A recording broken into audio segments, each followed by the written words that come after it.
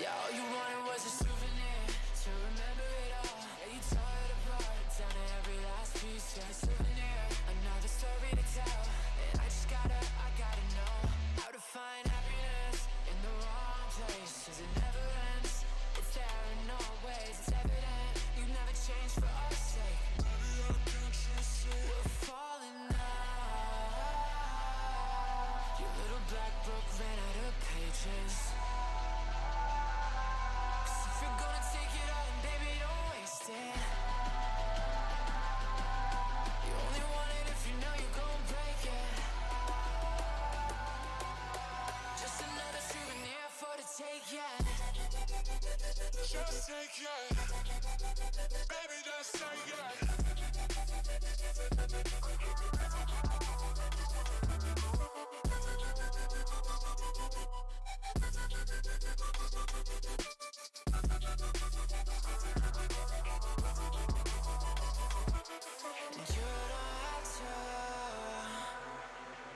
No, you don't have to say those words again.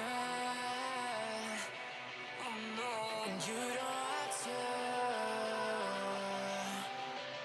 No, you don't have to go and explain yourself. 'Cause I ain't gonna listen. Yeah, all you wanted was a souvenir to remember the fall. To go and tell your friends you were there for it all. A souvenir, just a little postcard for the road. And I just gotta know how to find happiness in the wrong place. 'Cause it never ends, it's there in all ways. It's evident you never change for our sake. We're falling now. Your little black book ran out of pages.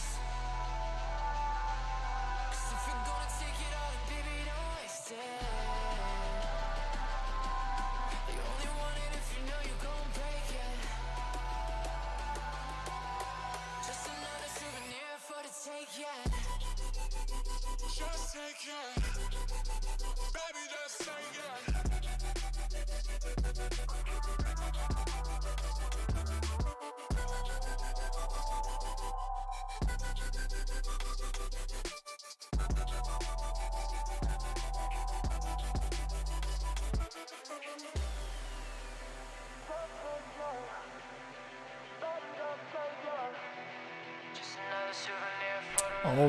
All right. How's it going, everybody? I see Shy Dude, Goldie, Gamers, Vanillix, John the Pikachu. How you guys doing today? Hope you guys are doing well. I am excited for this. This is a brand new hunt, a brand new kind of thing we're going to be doing for a little bit. Yeah, so to start things off, this is going to be a shiny badge quest. I decided that today at random while setting up the hunt. Make it a little bit bigger and more grand and give ourselves a reason to be hunting a Rowlet in Sun and Moon, or in Moon after I've already hunted for them all in Sun. That's something for me, and also, you know, again, the idea is for this Rowlet to kind of be something special for the channel, not only just because it's an absurd hunt, because we have plenty of those. The idea is for this to kind of be like, we do this hunt, we'll try doing some other hunts along the way. This won't be like a recorded series at any point like I tried to do last time with the Shiny Badge quest. What it'll be is we're going to start a brand new game. The save in here is actually just already the save that was set up. We can just go ahead and click into it. This is the save that was on the cartridge that I knew wasn't that important. Yeah, like if we go over into the PC and check what we've got, we have no trials complete. We have a Rowlet, a Butterfree, a Yungoos, and then these 3 eggs are actually from my Sun save, I think from an Abra hunt I did. I traded off a shiny event Segalia that I had on here that I needed for my decks, a shiny Tapu Koko, which is actually a repeat of another event, as well as an Ashcat Pikachu. So I traded those over to Sun a few minutes ago, so we're going to go ahead, reset this save, start fresh, and yeah, we'll be doing this whole hunt. We'll be doing this whole hunt, or this whole playthrough really together on stream. Basically, we'll play up until we get Rowlet. We'll hunt the Rowlet for however many weeks that takes, months even, but it might take. And then we will play the game up to the point where we decide we're going to do our next hunt, and we're just going to keep playing like that. So we're going to find the starter, we'll find something to hunt before the first trial. It'll be kind of wild and crazy to do it that way, but I think it'll be fun. It'll be a lot of very interesting hunts. So, I believe that's the combination.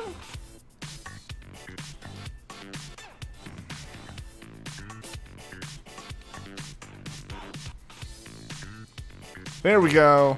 Yes, we'd like to delete all save data. So we are starting... No, I hit the wrong button. I respect them doing that, but...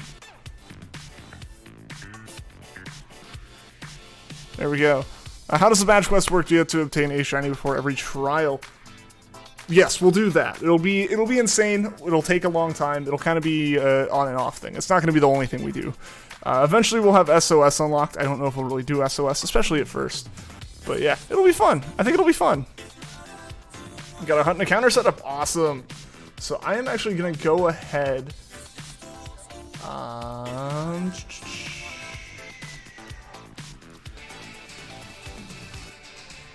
Turn that off, turn this on. Hopefully the audio levels are okay. I think what we're going to try here is, while playing through the game, we are going to use in-game sound. Once we do the hunt, we'll do one encounter with sound so we get the music and everything. But then to keep ourselves from going insane, we'll switch back over to the other music before we do every reset. False Swipe is also after Hala, so the SOS is going to be hard to do first. Very true. How's it going, Art? Welcome to the stream. Hope you're doing well today. Yeah, so our first, I guess, 2 shinies will be interesting. Man, this was such a fun game to start when I started it before. It's a bit loud. Okay. Thank you for that feedback.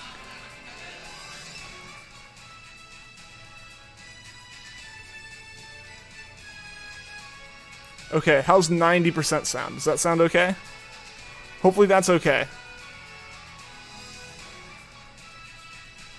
It's not loud. I don't really, I'll be honest, I don't care if it's loud for a single person or not. I just care if I care if you're able to hear me properly over it. That's the big thing for me. Well, yeah, how's everyone doing? You a madman, you're actually going for it. Good point. I should create a poll.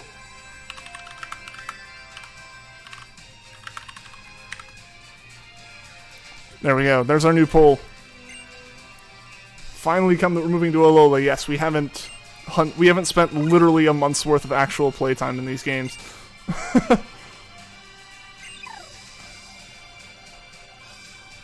Been able to hear me pretty good. Awesome.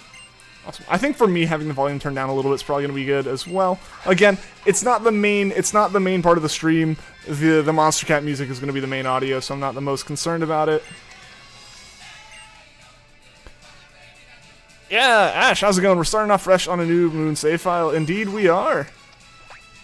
Yeah, Jacob, how's it going? As someone who experienced this hunt, good luck with getting the green round owl. It's been a while since we were on stream. It's good to have you here, Jacob. It's good to see you. Yeah, thank you for the wishes of luck. Let's go ahead and set this up exactly how I set up everything else.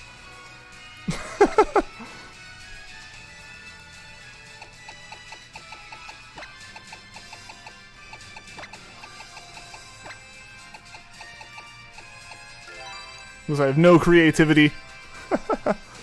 I do go by Ian, yes. Have fun with a long cutscene before the starters. It'll be crazy, but at the same time, it is still a faster reset than Jirachi.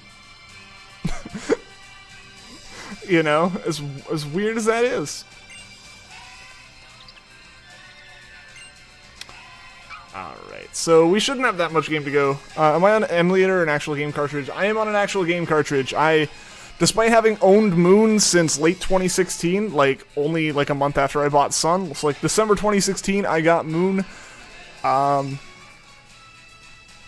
actually hadn't played it all that much. The most I'd used Moon for was to get a Japanese language Ditto. I played the game up to Mount Hokulani in Japanese, restarted it at some point, and then didn't actually play it, so we just deleted that save a little bit ago.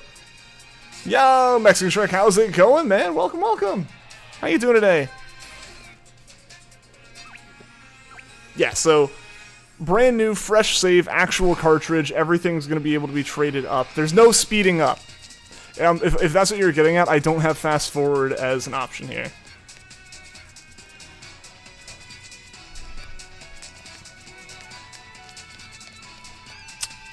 Man, it's been a while since I've seen this. Or since I've seen, like, any of it. Because you obviously, at this point in Sun, you know, I'm literally over like 2,000 hours past this scene. It's crazy.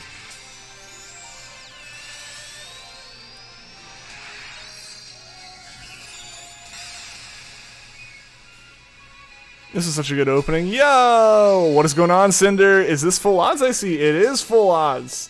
It is. No charm, no nothing. Just straight up full odds hunting. The save point for this hunt is basically after saving Nebby. Gotcha. Thank you for letting me know, because that would be something I would have goofed. You made it today. Glad to have you, Amethyst. Glad to have you. Nebby goes pew, indeed. Host of the Dynamax Adventures. AFK. Oh no. AFK farming. Rip.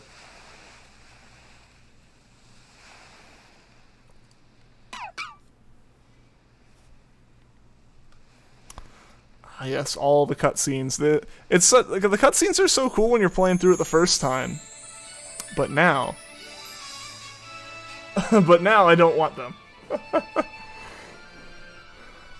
Is this full odds I see, despite the fact that you were literally hunting Jirachi yesterday, which, while not quite full odds, is basically considered so? Yeah, I mean, it's full odds. Any advantage you get with it being, like, 9 out of whatever, any advantage you get with that is completely mitigated by the fact that it's a 6+ minute encounter, even when, like, you know what you're doing. It's a 15-minute encounter if you don't. This is like a 3.5 minute encounter, so woohoo. What's going on, Shy Dude? Good to see ya. Yeah, Jirachi's actually still even more full odds, is like worse odds than this even still. If you can't get as close to Lily as possible and save there, because if you get close enough, she triggers you walking down, and it's all cutscenes from there. Guess who's is feeling not sick? That's good, Shy Dude. Hopefully you're not feeling sick. Get as close to Lily as possible and save there, because if you get close enough, she triggers you walking down, and it's all cutscenes from there. So, like you can save at a point where the cutscene automatically renders, like, automatically triggers. So we can just sit there and, like, save an inch forward then, right?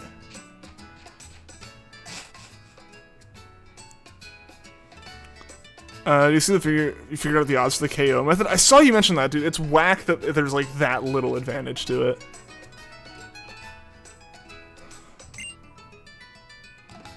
Was sweating to death? Aw, dang, man.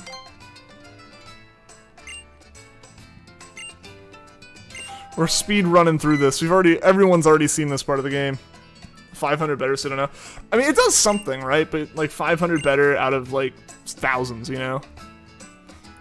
This one is one that you just, do not have the patience for. I think you'd rather do full odd egg than cutscene soft resets. And that's totally fair. The one part I've managed to pull out of Jirachi is the cutscene.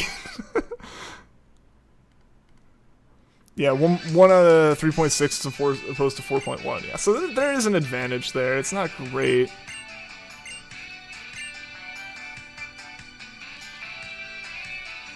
You have to hold the walk button, just go close as possible and minimize the walk. Okay, that's fair, that's fair. That's what I do with the Yusum legendaries. I just, like, take a step, save, take a step, save, take a step, save. So, yeah, we should be good.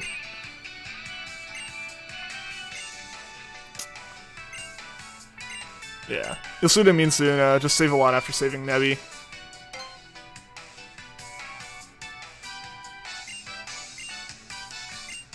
I like to imagine that a Pokemon answer is, like, wondering what a Pokemon is, not like, I get one? It's just like, a Pokemon, what is that? It's a strong water type reaction coming from this den. Let me guess, Tapu Fini. Been getting a lot of Tapu Finis. I do have a full odds egg hunt that's on hold, but there's also literally no other way to hunt that Pokemon that you're aware, at least at full odds. Yeah, Scorbunny, there's literally no other way to do it, because why? Oh. Man, this music, everything's so good. This is the nostalgic parts of starting this game over again. Yo, Juan, welcome to the stream.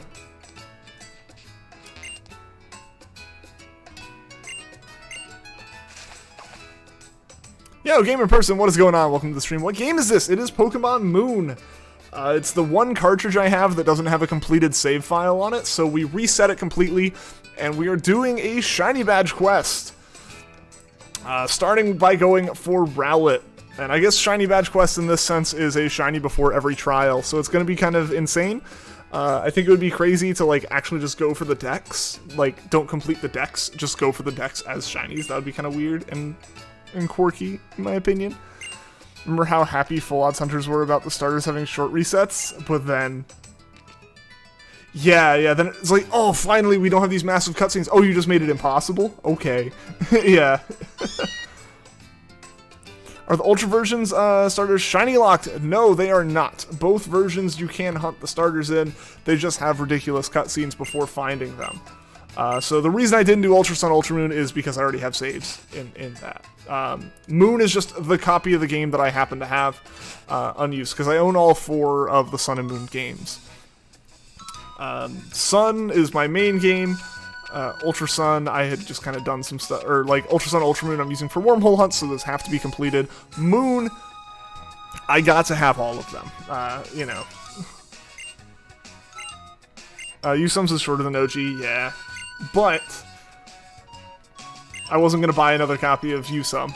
I already own those, and I wasn't going to reset those saves either. For both Sun and Moon, Ultra Sun, Moon, the time, day and nights are flipped, so Moon will have a nighttime when it's actually day, according to the clock. Yes! The route music is nostalgic. It's so good, and like, just like, this is the first game that had, these are the first games in Pokemon that had like these organic routes. Even, you know, even Gen 6 wasn't necessarily on a grid, but it was on like a hexagon system, or like an octagon system, you know? So, no, this was such a cool thing to experience, and it's cool to go back to it and like listen to this music just like while playing this part of the game again. A fresh save, everything, you know? 3 minute, 10 second, dang. Need to continue your badge quest, but shiny hunting motivation is fake. That you should be drawing right now, I gotcha. Yeah, for a reset in Sun and Moon. Yeah. It's gonna be crazy, but 3 minutes, 10 seconds, that's looking at about 50 encounters per stream. With 1 in 4096 odds, that's at odds in 80 streams. You know, that's not a problem. That's better luck than our Jirachi hunt. We're being so excited for these, dude. I remember going and picking up Sun at midnight release. I didn't pre-order the game. But I was literally I was sitting at my desk in my room on like the Wednesday night or Thursday night. I was just kind of sitting in my room on Discord with a buddy, with Indy, one of the mods from the stream. And I was like, oh yeah, the new games are coming tonight. He's like, yeah. I was like, you know what? I'm gonna go buy one. And I went to like all the Walmarts near me. I was like, are you releasing these at midnight? And like the poor ladies who were like cleaning up the store were like, we don't know. So I drove around desperate and eventually found eventually found a GameStop that was open, because I didn't know this GameStop was there.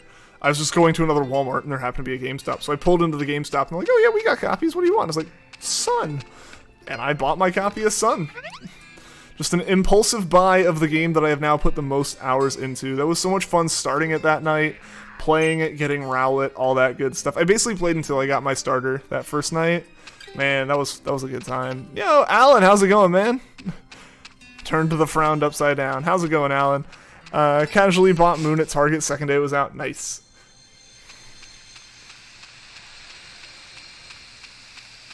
Wish you knew it wasn't shiny locked. You would have soft reset.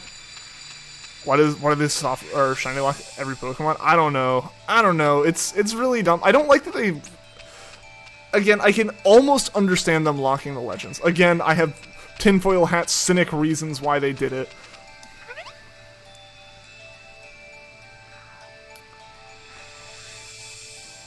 Like, I have, like, cynical reasons why they did the legendaries and stuff, and that's whatever. That's what they did, that happened. Why starters, though? Like, they can say their whole story reasons of, like, oh, we didn't want people to focus on other stuff, we wanted them to focus on these important bits. Also, I'm saving now just to make sure I don't goof. I can soft reset back to here if I screw up. Pokemon games, but where do you get a DS? The internet, eBay, something like that. The game also came with a coupon for a special Pokemon bag and soda cup with Sun and Moon design at Target. Ooh, that's nifty. I got posters from GameStop, that was it. Remember that Sun and Moon were the very last games that you didn't get until Christmas of that year? But you remember that on Christmas that you got it, you were so excited, yeah! It was the first Pokemon game I ever got when it was brand new. I guess Alpha Sapphire to a point, because I got Alpha Sapphire right before Sun and Moon came out, but like it was the first time that I got in on Pokemon the year a game was out. I don't think I got Sapphire until after Emerald was out, and then I got Emerald a year later, even. So like, back when I was really into Pokemon, I didn't know that. I just randomly learned that Diamond and Pearl existed, to be honest, like in 2009 or something. Like, I didn't know that those games were out when they were out. Got Sun and Moon Midnight release. Nice. Yeah, same. Produce some you're planning on waiting until Christmas, but you got impatient and went to the GameStop and bought Ultra Sun yourself like a week after they came out. Nice. Started feeling really bad about yourself for being impatient. Nah. Remember ORAS launch day? You had your mom stop at GameStop after her doctor's appointment, get you a copy of Omega Ruby. Nice. You're so hyped. Most excited you've ever been for a Pokemon game. Yeah. Like how the character is smiling with a purple cloud when it's being attacked by birds, just like nodding my head. Uh-huh. Uh-huh. Okay, yeah, so we save Nebby first, yeah.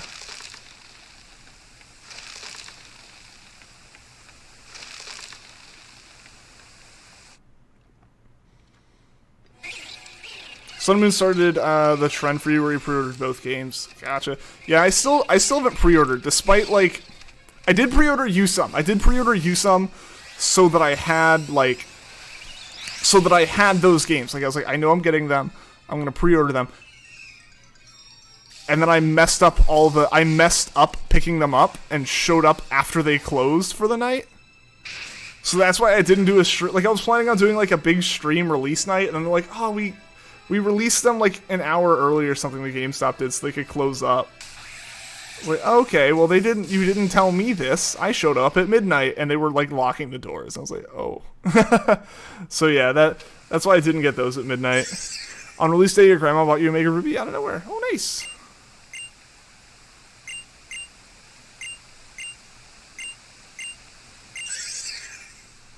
Nebby is so adorable, just that little, like, moving animation.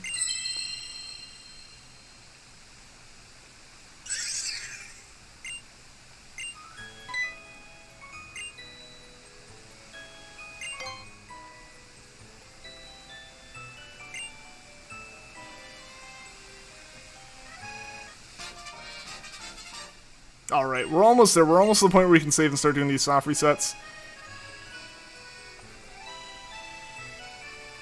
But at least because you didn't have to ask for you, so now you're like, yeah, can I ask for Plakitu and White instead so I can replay Gen 5? There you go. Only got special gifts on the end of the year or in start of a year. Yeah, I never had just like video games come out of nowhere for me.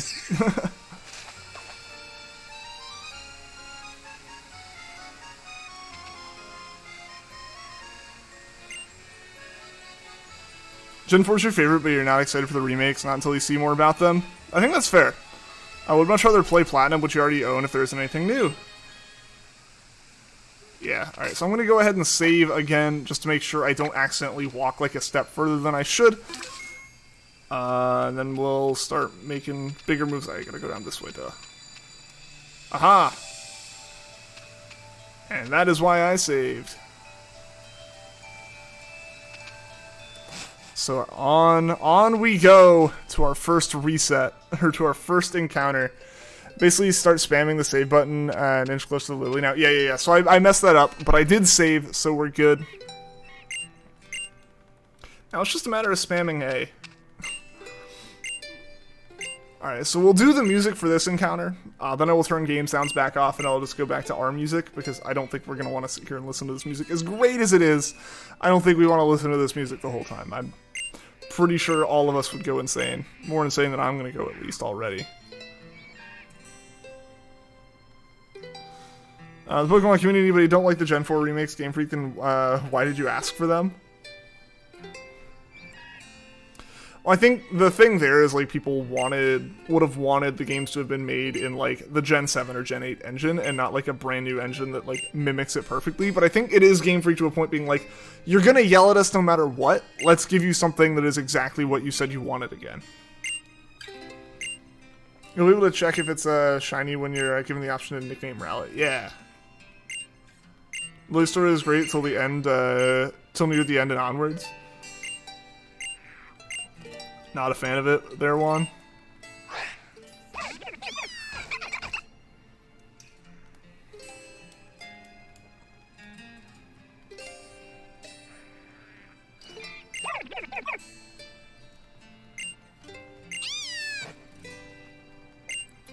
Turn up text speed? Yeah, I'll update that on the next one.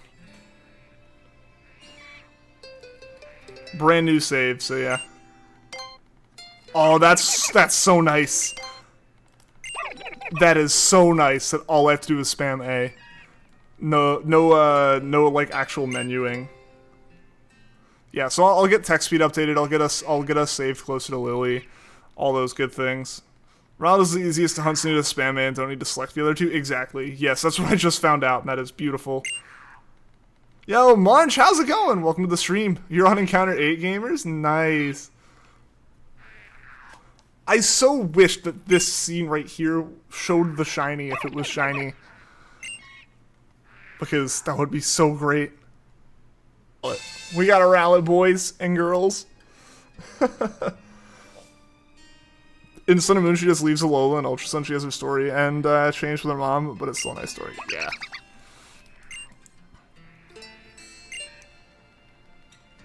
It is, as expected, Tapu Fini, dang. Minecraft's being annoying? How so, Kevin? Also, welcome to the stream, Kevin. I didn't see that you asked if we're doing soft reset. Yeah, we decided to do soft reset. We're going to make it a whole badge quest. Alright, one encounter. Not on that one. One encounter down for the round boy. Reset time. I'm going to go ahead and turn this music off. And get us back over to our music. Because otherwise we're going to go insane.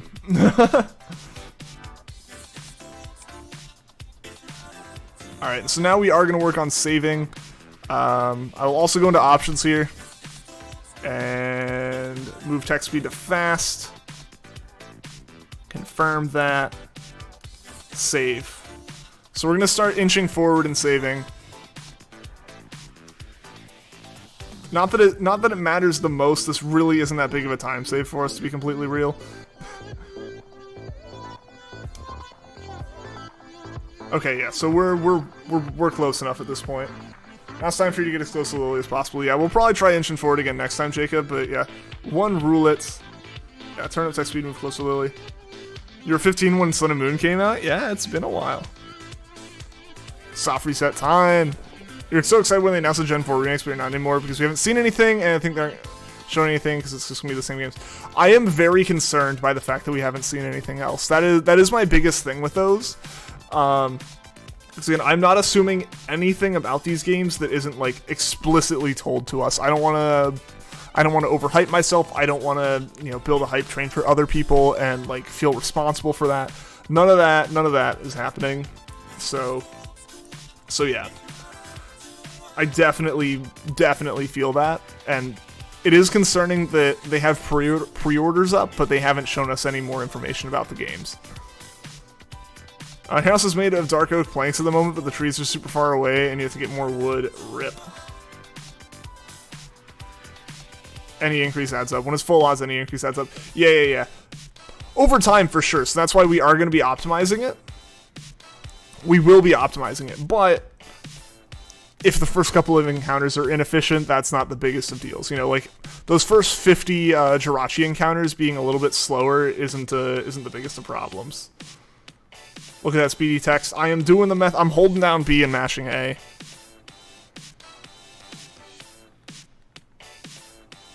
Some moments were convenient, then it's a tiny bit better. Just a light touch on the circle pad. Yeah. Yeah, if we can save frames, it'll add up. But we do have a nice point right here where we can sit for a minute. Ah, shoot. Not quite that long. it's a remake, not a remaster. And if it was, it would be dumb because Pokemon games don't have enough content for a remaster. That's why remakes have always added things. Yeah, but I think it's a thing where Game Freak's kind of in a situation. They're in a lose-lose situation with it, right? Like I've mentioned it before, the community is just so big. It's hard for them to make a like proper. It's hard for them to make something that literally everyone's going to be happy with. Some people want this one-to-one remake. If they did anything and Gen 8ified the dungeons or took out a feature, some group of people that is numbers in the tens of thousands would be upset and railing on it. They can't do it right, you know? As much as they want to, they can't do it right, unfortunately. There's just not a way for Game Freak to do it right. It would be amazing if they could do some things that it doesn't seem like they will with these. I would have loved to have seen it in like an improved Gen 8 engine. I think some of it might be that the Gen 8 engine is so far gone in terms of it was just like deemed unfixable and they just decided to cut it out. Yeah, so we're just going to start saving and inching closer and closer. This is what I do with our soft resets on the Legends. It's just a little bit different. There we go. We are as close as we're ever going to get. Saw you encounter the Rowlet and almost up to your counter? Yeah. Missed the message to give context to your sudden crisis about being 15 when Sun and Moon came out. Just gonna repost this so you don't have to scroll up. Love Lily and Sun and Moon because she's written as a character for the player to protect. Cute girl to protect was exactly what 15-year-old you wanted out of a video game. There you go. Yeah, Pokegamer. I think you've been here, Pokegamer, actually. You got your full odds at Shiny Dialga after 1 week and it was really fast. That's awesome. That's awesome. I'm hoping Rowlet goes quickly. I'd rather this not be like an over odds hunt, just given the fact that it's so crazy like this. Yeah, so so that's where my opinion on the Diamond and Pearl remakes is. I think it's Game Freak taking the easier route, you know, giving it to Ilka, making it the simpler game to make, because either way they would have upset people. They could put a whole bunch of work into it, improve the Gen 8 engine, build the games up as much as they could given whatever restraints time-wise or technologically that they have, and people would be super upset that, oh, this dungeon is missing, like, you know, 20% of the tiles it had before or something. Like, people would get really picky about it, especially Sinnoh remakes. Sinnoh remakes are so desired, and have been so desired for so long, that they have overhyped themselves in the same way that something like Half-Life 3 would have overhyped itself. You know, I can understand that, but at the same time, just because I understand why a game is the way it is doesn't mean I have to buy it, or doesn't mean I have to, like, think it's gonna be great. I'm gonna buy it, let's be real. I'm a Pokatuber. Like, let's accept that. I'm a Pokatuber. This is something I do. Over odds isn't a thing, it's just a percent. Oh, yeah. I mean, over odds in terms of, like, if we expect it to happen on a certain encounter. These are your thoughts, of course, Sloth. It's impossible for them to do it right and just add stuff to the game. It's right, just add stuff to the games. I honestly don't think the graphics are bad. I have some issues with like the shading or the lighting, so like that's one of the easier things for them to kind of fix later, but later is kind of gone. One of the big things is I think a lot of people talk about, well, these games have 5 more months till they come out. They don't have that long, really. They might have 5 months until the game is on shelves, but it's going to take a month to ship it. It's going to take a while to print those games. It takes time to do all the different steps in the process. If they haven't already like sent the game to production, it is going to production soon. Right now is like in its final QA stages. That's where BDSP is. BDSP does not have much more time. And to be honest, Legends Arceus is not that far behind on that. So I want to see stuff from these games because whatever we see now, we can pretty much consider final look of the game. Especially for BDSP. BDSP had a chance to release that trailer in February and show us some more stuff now. It didn't have that much time, but it had some time. But now it's been since February and we haven't seen anything, which is concerning. Over odds is a thing, going over the expected time to take a shiny. Yeah, so like obviously you're never going to go beyond the point of 100% chance of encountering, because you can't do that. But you can go over the average expected amount of encounters. You can become unlucky. Basically, getting the Pokemon under odds is being lucky, getting it over odds is being unlucky, and that happens at that average point. Like, you can say your luck is below average or above average. It's the La La La girl, it is one. Time to commit Lion King? Perfection, now time to hold many different Rowlets in the air. We gotta judge them all.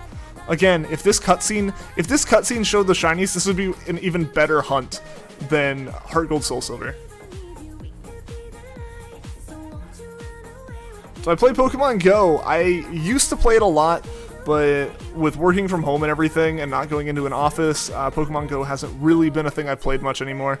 I'd love to play some more of it. I'll get back into it once things open up a little bit more, once I'm going out and about more.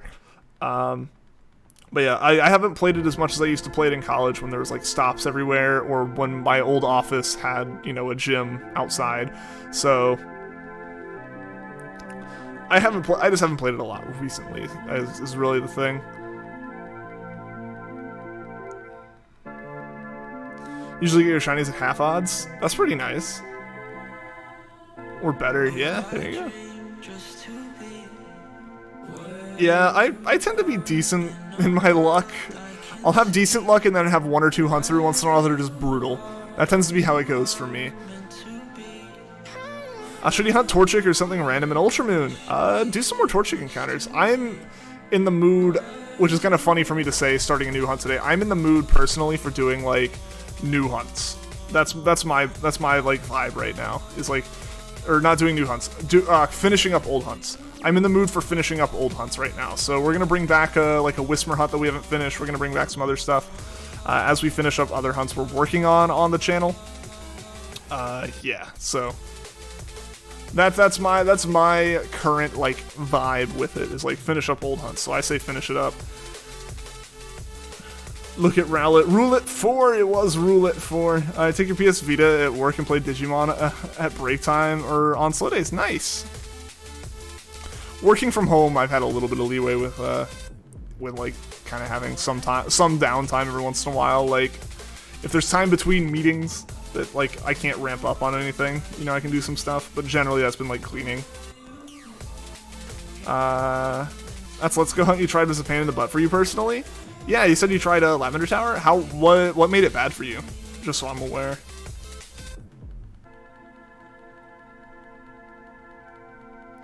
The Ghastly kept running so fast? Like they were running away from you, or they were running towards you? Oh, like they were running before you could catch them. Oof, yeah, that's rough. Hope they put good hunting methods in this game, because you hated Sword and Shield's new method. Like Sun and Moon Yusum had the best method, and Dynamax Adventures is good, but a good 20-25 of the shinies were in Wormhole. Yeah, I wasn't a fan of Wormhole just because I felt like the odds got too good, even if it was only for a select number of Pokemon. I would like to just see an enhanced version of Poké Radar. I think Poké Radar is a good method. It is a fine method. It is a complex method, but it is a fair method. If you can get lucky. Or I guess it's not really a fair method, but like for the results of a successful Poké Radar chain, the challenge of Poké Radar is worth it, I think. Like makes it worth it. And like makes it like worthwhile and like valuable. Because once you get that chain max, as long as you don't break the chain like by accidentally running into something that breaks the chain, you have a max chain. You can just get all 3 shinies you need for like a living dex. So I would love for Poké Radar to come back. As someone who does living dex hunting, I think it's worth it. I think the Poké Radar method will be good. So I hope they just bring back Poké Radar, honestly. I don't really need them to add new stuff. They'll have Masuda. And if they have Poké Radar, presumably with 4096 odds. This kind of something when Camilo came into the chat the other day we were talking, and like they talk about a bunch of like the comforts and niceties from the newer games, so like that almost certainly means the 4096 odds, but who knows. Granted, faithful remakes, but we don't know either way. If Poké Radar comes back, I will be doing a lot of Poké Radar hunting, no matter what the other no matter what the other feelings on the games are. If Poké Radar hunting comes back, I will be doing a lot of that. I really want to do Poké Radar hunting. I just haven't really given myself a good chance, and having new games have it would be good. Them being faithful is, and most likely will come back. Yeah, exactly, Vanillix. Teleport around on the catch screen, making it like 10 times more annoying. Ah, dang. Got so many shiny Floatzel's. Do you like your shinies how you like your steak rare or well done? Hunting down a shiny false swiper being Cobalion. Oh, you want like a Cobalion for your shiny hunting? That's awesome. Yeah, counting legends. Legends I'll be more interested in to see if they can pull off a good method. So here's my kind of theory, or my thoughts, just from what we've seen. It's not the new games themselves that cause bad method, it's the overworld spawns that have caused the bad methods. So who knows what exactly that's going to mean when it comes to... Who knows exactly what that's going to mean when it comes to Legends. Like, BDSP, if there's no overworld spawns or anything like that, we're going to have normal method hunting again, and I'm totally cool with that. But if with Legends having overworld spawns, how would shiny hunting work? Is there going to be a method? Are there going to be shinies? We genuinely have no idea. I would be very surprised if there weren't shinies. It's Pokemon. They've kind of added those as like a thing, and there's obviously the massive community of shiny hunters around it. Who knows? Who knows? We genuinely just don't know right now. You'll be here all night. Nice. Good to have you. You like your shinies? Well done. Are they going to pull a Let's Go? I think if a game pulls a Let's Go, like in terms of like having the shinies show up in the overworld, it would be Legends. That's the feel I get from it. But again, we don't know. We know nothing. We know absolutely nothing about these games. We just straight up have no information on them. So I can't make any kind of calls either way at this point. You know, will they have it? Will they not? Will they do it this way? Will they do it another way? There's no way to know right now. There's no way to definitively say yes or no at the moment. It's all maybes. Stop posting about Among Us. Did anyone post about Among Us? I didn't see anyone post about it. Already bored of this hunt. Been 35 minutes and only 12 rally. You're gonna go for Wooloo. All right, gamers, go have fun with that, man. Go have fun with that. We're at 6 after 20 minutes. Or no, after 40 minutes, never mind. Good lord. After 40 minutes, we're at 6, but we did have to start the fresh game. There's rumors that Presents coming up soon, but you don't believe it, of course, but you want it to be true. I mean, you can say, yeah, there's going to be Presents before the end of the summer, and it's like, okay, that's almost like saying water is wet. Like, it's going to happen, yeah. We didn't see Pokemon stuff. They're going to do something. They got to hype the games back up. Or, you know, like, the rumors of a Presents, and then, like, yeah, like, Unite's already announced to be having a presentation. But Unite has to have its own separate presentation. It's, like, because of the restrictions of, like, what games are allowed in what countries, mainly China, and the fact that this game's with Tencent, they can't put Unite, information about Unite in another stream, because if they did that, and Tencent broadcasts the Unite updates and the Unite streams on their platform in China, and it'd be really awkward, and it would kind of show that like there's stuff that like that demographic is missing out on because of like bans, if there was just like blank spaces in a trailer, or if they just cut into the middle of a presentation. So still laugh that Unite is doing something tomorrow. It's not being done by it's being done by Tencent, so it's just moving at its own pace. It's whatever. And again, it's a Pokemon product, so Pokemon's gonna be putting their presentation out there, but it has to be done separately for those reasons. Do you go after achievements in my games? I do, yes. I try to get as many as I can while I'm really invested in a game. Then I'll come back to a game later and 100% it, like when I get bored with some other game. You're 1,710 for Wooloo. I hope you find it soon, gamers. Wonder if Unite has shinies? I doubt it. It doesn't even have typings, so I severely doubt it's going to have shinies. They're not going to put that kind of effort into that game, let's be real. The only thing about you like about Unite is costumes. Just don't play Unite. That's my genuine opinion, is just don't play it. Don't support it. Don't give the developer your data from your phone. Knowing Tencent, they'll at least they'll put the least amount of effort into their games as possible. Yeah, exactly. They're literally gonna take another MOBA they have, reskin it with Pokemon models, and push it. That's all they're doing. That's all they're doing. That's all they need to do. Just want a new method. All they did was put Let's Go methods in Sword and Shield, except told you to do it after 15 times. Do it 15 times the scale. Yeah, I don't think they know how to handle making a method for overworld encounters. So that's why I'm curious about how they'll handle legends, because presumably there will be shinies. We don't know for sure, but I think it's a safe assumption to say that there will be shinies. Again, we don't know though, so all speculation. So how would you handle shinies in a game like that? How would you handle a game that is purely wild area? How do you handle shinies in that? Excuse me. And they haven't really given a good way of handling shinies yet, with overworld encounters. So how do you handle them in a game like Legends? Spider-Man's Platinum Trophy is kind of easy to get though. All you needed to do was grind. I mean, that's all a lot of them are. I think you're mixing Tencent with modern Game Freak. We can poop on Game Freak all we want, but at least when Game Freak makes a new game, it's not a reskin of the same game they've made 10 times.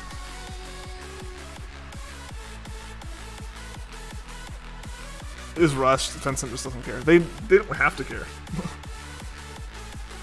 Games aren't where they make their money. They're not in it to make money. They're in it to collect data. Hope we get Gen 4 Sparkles in BDSP. That's a good point. What do the shiny Sparkles look like? Only Platinum Trophy in PS4 you have is Spider-Man Miles Morales. Nice. Yeah, I have a lot of the ribbons on Steam games. I don't know what the percentage I have is. It's not high because, every PC gamer, I have so many games in my library that I've played for 5 minutes. You pick it up in a Humble Bundle deal or a Steam sale. I lifted Rowlet gently in my arms. At the same time, it's an interesting idea. I mean, it's just a generic MOBA. It just happens to have Pokemon on it, which lets Pokemon appeal to a lot of the Chinese mobile gamers that they're trying to target with the game, because that's just what Tencent targets, as well as trying to get a Tencent game targeted at a Western audience with Pokemon. The deal is basically to try to mix those groups and also have Game Freak is just trying to appease the CCP and get a little bit in with them to sell more games. Game Freak genuinely cares about us, and the games they made with Tencent is just meh, we collect data and we copy games. Yeah. Miles' game was easy, but you normally don't go for the trophies. You 100% the progression of the game and call it done, or just play and have fun, not completing everything. That's totally a fair one. That's totally a fair way to play it. Plenty of people do that. Pokemon Fortnite Royale. Because here's the thing, and here's the way that, a MOBA would have been... A MOBA is a really interesting idea with Pokemon. It's an incredibly interesting idea. Because one of the things that Unite does is the Pokemon evolve. I'm assuming other Tencent MOBAs also have characters power up throughout the battle. I'm assuming that's a thing that already happens. It's not a brand new feature. It just happens to work with Pokemon and calling it evolution. I am cynical about this. Yes, but a little detail that would have been so cool and would have actually genuinely made for a twist in a MOBA game that would have been really interesting is typings. Give the Pokemon their typings, give them typing advantages, and you start to consider, because you're building a team of, you build a team of 6, I think, is what it is? Is it 3 or 6? I forget what it is, but when you're building your team, suddenly you care about, when does this Pokemon evolve? What are our typing advantages going to be, early, mid, and late game? That'd be really cool. You'd have genuine reasons to, strategize on what Pokemon you pick. Because it changes the tide of the game. Do you know that your Pokemon's gonna lose this typing later on, but right now it's really strong, so you can level faster early game and then take the hit late game and just hope your momentum's good? Or do you go the other route and like start slow but then start like crushing later on, you know? You never know. Like that'd be such a cool idea, but type advantages don't have an effect. That game where you do the thing and buy that thing to be good. Nah, the big thing they do is the thing Tencent's really known for is basically being the ones that implemented the tech for like Chinese whole like social score system. Wouldn't do overworld encounter shiny. You would make a method you can do after you run into the Pokemon, like Gen 7.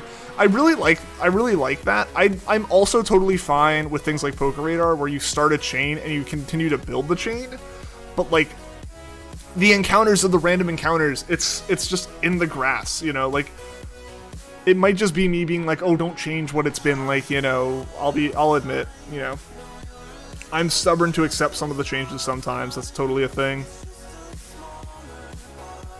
To be honest, the difficulties on the two Spider-Man games don't make too much difference. In hard mode, there's a difference though. The updated game and added a hard mode, and it was genuinely hard. Really? I just remember Pokemon Masters was a thing. Oh yeah, the gacha game that you don't even gacha for Pokemon. I downloaded that thing. Oh, this will be really cool. And then I saw that the gacha was for like trainers, and I was like, I'm sorry, what? Your Pokemon? If you did a gacha for Pokemon, dude.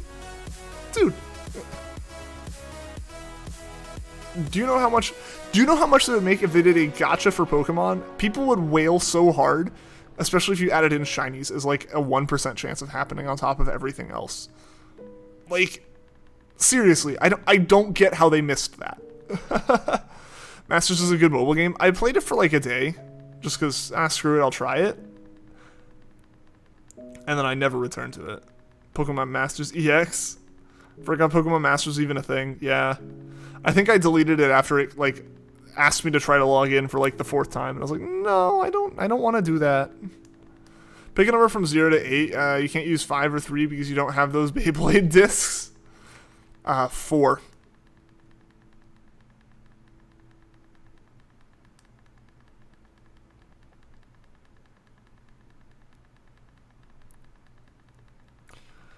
When the music goes quiet and you just hear me like rapidly clicking the A button on my 3DS. Mute notifications from it, but log in on it occasionally. That's fair. That's fair. I just knew that like by the point it was notifying me for a 4th time, I wasn't ever gonna log in again. If I really wanted to, I could re-download it, and I think my phone has like my credentials saved.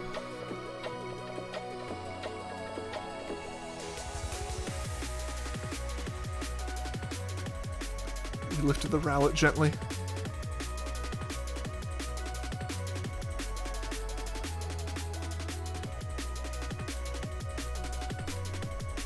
And we can reset.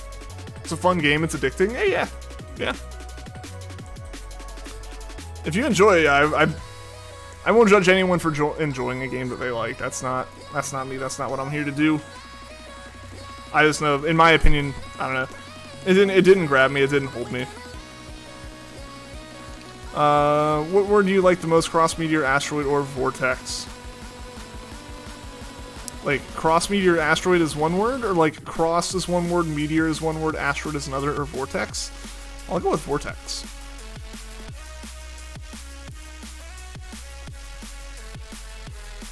Shiny Rowlet in 722 soft resets? Man, that would take a while. Which is kind of like a no-duh thing, but man, that would take a while.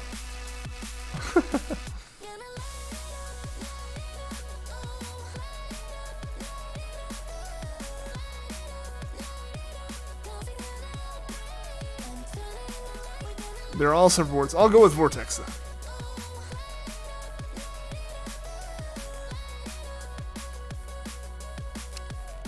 Being a gacha game about trainers, I can see it because you believe Sugimori wanted a game to have all the trainers in it, and a gacha kind of makes sense. That's fair, yeah. Like, it makes sense to have them all in it, sure, but again, I just think it's a real missed opportunity to not make the gacha Pokemon. Like, if you made it like Pokemon and drew like trading card like kind of style art for them, dude, people would drop real money for that. What was my least favorite shiny hunt? That's a good question. I don't know. I don't know what like my least favorite hunt would be. As far as like a hunt too, you know.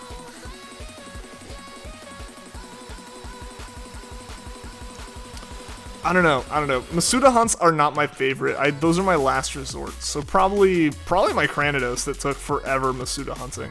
That was actually kind of the hunt that busted my like streak of shiny hunting every day as like a guy who wasn't streaming. Like the Cranidos just took so long. It was insane.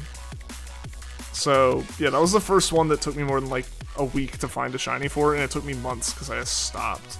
So I would say Cranidos probably is the one that did the most to like break my shiny hunting spirit for any amount of time. Doing a badge quest is going to be hard since I didn't restart your save, and this account doesn't have online, so you can't get Masuda. Best of luck with that. Least favorite shiny hunt is Manaphy if we're talking about completed.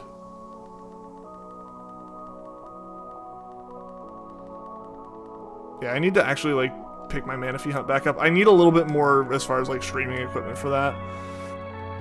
Like to make that one even viable. Like at least with Jirachi, you know, Jirachi has its problems. Jirachi has its problems as a single like system hunt, or as like a single set of systems hunt. But Jirachi is like such a fun hunt, and I can at least actually do stuff with a single system, whereas like the upgrades to the systems I need to do for Manaphy aren't just to speed it up, it's to make it like viable. It's to make it so we're not burning the eggs, we're not burning the steps off the eggs, we're not doing a whole bunch of other like garbage. Here's this Trico at 70,000 in Mega Ruby, the one that made you burn out from shiny hunting for 2 years after getting it. Yeah, I feel like for a lot of people it's going to be those hunts that made you burn out. This Wooloo was your longest hunt? Dang, gamers. Destroy Zeta or nothing. I'll go with Zeta. Did you get a chance to look at the place you were talking about? No. So one of them it seems like is off the market. The other one has people in it still. Like they have the listing up. They're like, oh, you know, there are people still living here. Earliest you can move in is this date or anything. So I signed up. I put my name in like as a, hey, I would like to tour this place. I've been trying to fill out the application for it, but it's hard because their application site like makes it where you have to say the like my intended move-in date is like a date within like the next 3 weeks or something, which is fair. But what that means is that's not the earliest date they say it'll be available. So yeah, I don't know how that's gonna work. What's the favorite hunt I did? Ooh, favorite hunt's a good one. I mean, I don't know. I have a lot of special hunts. My Ditto was great because it was the first hunt I ever did. Trico was amazing because it's the first hunt we did on streams.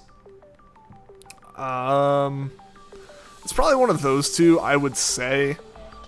Just because, you know, again, those two have very like big like meaning to me, right? You know, like the start of things. That is weird.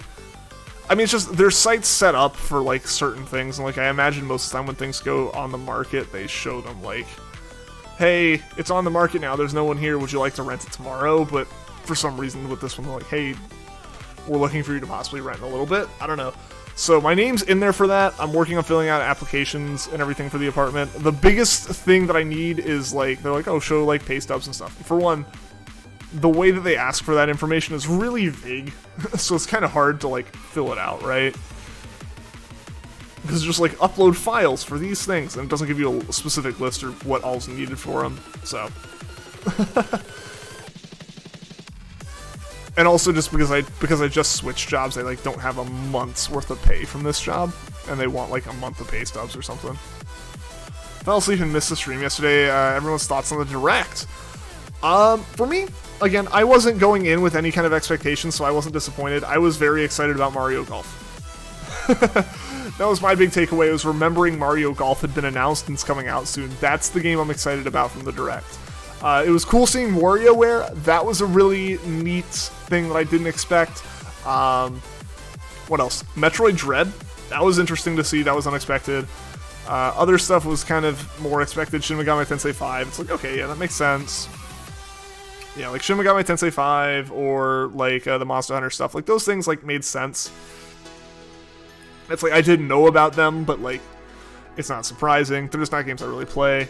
WarioWare, like I said, I didn't expect. Mario Golf I had forgotten about, but no, I will buy. I'm glad for all the people who wanted Breath of the Wild 2 information. I'm glad they got their stuff, but I knew we weren't going to see any hardware. I knew we weren't going to see any Pokemon, so I wasn't all too. There wasn't anything I was going into the Direct really hoping for, I guess is what I'm trying to say. Want to get Code Vein? It looks really good and fun to play. I thought you went crazy because you got it so fast. Yours would be your Litten because you got in 22 eggs. 3 of them weren't even Litten. That's awesome though, man. Yours would be first successful chain fishing Magikarp or Partner Cat Pikachu Celebi. Yeah. Sound like a broken record for mentioning those two, but they're very special. Oh yeah, no, that's fair. I mention like some of my favorite ones all the time. Should you turn your Switch into negative mode so when you shiny hunt it'll look like normal, Wooloo? Can you actually switch them to negative? Is that like an accessibility thing? This hunt is brutal. It is, Mel. How you doing, Mel? Yeah, no, the cutscene is kind of long. But we get to see a Rowlet in a cutscene all the time, so I'm a happy man. Getting Mario Party Day 1. I am salty about that one. That one, like, they basically, like, advertise this game going, hey, look, it has all those things that the first one should have had, right? Buy this one to get those. You know, so that was just kind of funny. I was a little bit salty about that, but that game was a Christmas present, so I'm not the most, like, upset or anything, you know? But yeah, no, it's nice. I think they also, like, pointed out, like, this one works on Switch Lite, because that was a problem. It wouldn't work on the Switch Lite without Joy-Cons, I don't think. Like the Super Mario Party. Yo, Duke Shuckle, welcome to the stream. How are you doing today? Good to see ya. Weirdly glad for DBZ Kakarot to finally be on the Switch soon from E3. Yeah, I mean, I think this Direct not having any massive announcements aside from, like, people predicting that we would get, you know, more Breath of the Wild information just because it made sense. So really, with Breath of the Wild information coming in, I don't think there was anything bad about Nintendo's E3. Like, there was no disappointments. Because again, like, I don't think anyone really went in... If you went in expecting Pokemon or hardware information about Switch stuff, you kind of went in with the attitude of, well, maybe they're just trying to trick us. And it's like, they weren't, though. So, like, I don't think you can be upset that they didn't trick you. They didn't really promise anything, and then they delivered, you know? So I think that's nice. Like, I don't think that's something that really needs to be, like, applauded. Like, that should be normal, is like, if you don't have anything to promise, don't promise anything. But yeah, they didn't promise anything. The two things I would have cared about were pretty much guaranteed to not be happening, so I didn't go in with any expectations of, oh, we're gonna see this or we're gonna see that. So for me it was a good Direct. It was a very good Direct. Advance Wars? Oh yeah, I saw some of the gameplay at the Treehouse. Right? That was interesting. It brought back Chance Time Bank, old games maps, old map mechanics for Advance Wars. Yeah. Like the new one because it reminds you of that one game on the 3DS that kind of flopped. There's Metroid as well, yeah. Pokemon are going to be Nintendo stuff. They have their own Directs, website, and YouTube channels. Yeah, so people do point out that occasionally we do see some Pokemon information, but generally the Pokemon Twitter account has announced well in advance that, hey, expect to see some new Pokemon content in this upcoming Direct or at the Treehouse. Like, the Pokemon Company lets you know when you're gonna see some stuff about the games in a normal Nintendo thing. It's never a surprise if you're gonna see Pokemon or not. They might not tell you what exactly the Pokemon stuff is, but you will know if a Nintendo or Pokemon presentation has something about a Pokemon game before they do anything. They're very upfront about that. They want you to know about it. So, when the Pokemon Twitter account when the Pokemon account hadn't acknowledged E3 in any way, and like at that point you kind of knew that we weren't going to see it. Like, so it's not something I think anyone should have been really surprised about. Who's getting the Zelda game? And watch that, looked really cool. Kind of like GBA series getting a remake gets you hype. But yeah, the Metroid thing was a very pleasant surprise. And man, you didn't see DC Superhero Girls during E3. Yeah, that was a letdown for sure.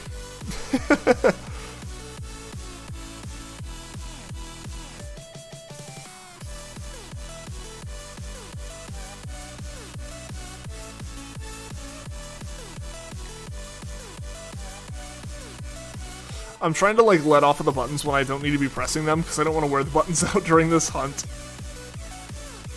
Metroid Dread was like a planned 3DS project almost 19 years ago, and it finally came to light. Yeah! Yeah, no, it's cool to see that. I know a lot of people were really excited for that, and like, I didn't know that Dread was something that had existed before. I just thought it was cool to see a new Metroid game that was like a Metroid game. I feel like Metroid fans have been wanting something to happen for so long now.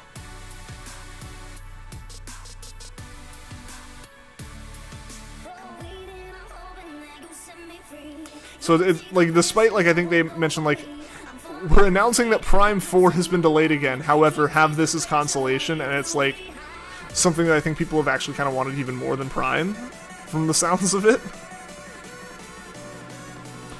It's like saying yeah, your car like hasn't been fixed, but we're giving you this like sports car, like your clunker car hasn't been fixed yet. So as like a sorry, here's a sports car to drive, like.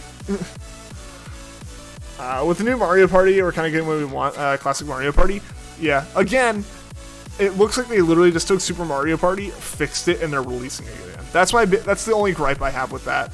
Like, Mario Party Superstars, I think is what it's called, like, is just Super Mario Party, but fixed. Let's watch the Unite trailer for the first time. Yeah. No, I think it is hilarious that the Tencent director that they have in that Unite trailer doesn't even have Pokemon plushies to put on his desk. You would think that they would at least be able to get him that, but they just like, we'll mimic the stuffed animal thing, and then it's just like not. Did anyone notice how Sakurai looks way better now? Looks like he isn't working as much. I think I saw a lot of people kind of talking like, oh boy, another generic fighter, and it's like they need that right now. I think they are still. I think the Smash team is still recovering from having to have reworked the entire game for Minecraft. Adding Steve was so brutal as far as the workload went. So the fact that they're just adding like generic fighters right now is perfectly fine. I don't think there's any room to complain about Ultimate not getting like insert special quirky character that needs its own abilities, like, oh, Crash Bandicoot or Master Chief or Doom Guy haven't been added. Oh well. Honestly, oh well. You know. I don't think it's a big deal. Granted, I don't play Smash, so I can understand. So I can't really like relate to what I'm assuming is a feeling of like, we already have a character like this. I'm excited for like variety in the game. But again, like, the variety comes at the cost of, like, the health of Sakurai, it seems, so let's let it be generic for a while. Let's let the man rest. The only thing about the new Mario Party you hate is that Toadette is holding the stars instead of Toad. Yeah, that was in Super. Yeah. You can see the copy-paste, yeah. People are, finding Kazuya generic. I think he's awesome, and by the looks of it, he's really technical with the moveset. I think it's just a matter of people being like, oh boy, another fighting game got a character, but it's like, fighting game characters are way easier to add in, because they already have, like, full movesets for fighting games, you know? Like, and they're pretty simple movesets, compared to, like, other stuff, you know? Like, so I think that's kind of the feeling of being generic. Sephiroth, Pyra/Mythra were awesome, too.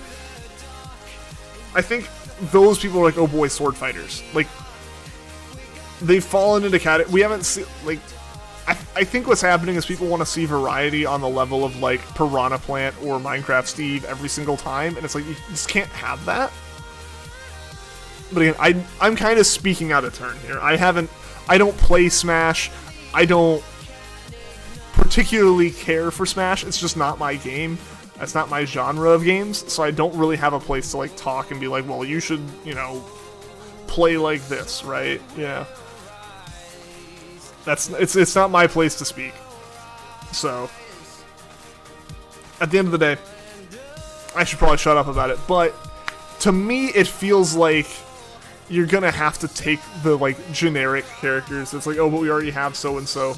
Because for one, someone's ecstatic to see Tekken characters, because that's their game. They're like, oh, Tekken and Smash, let's play some more Smash now that we have Tekken.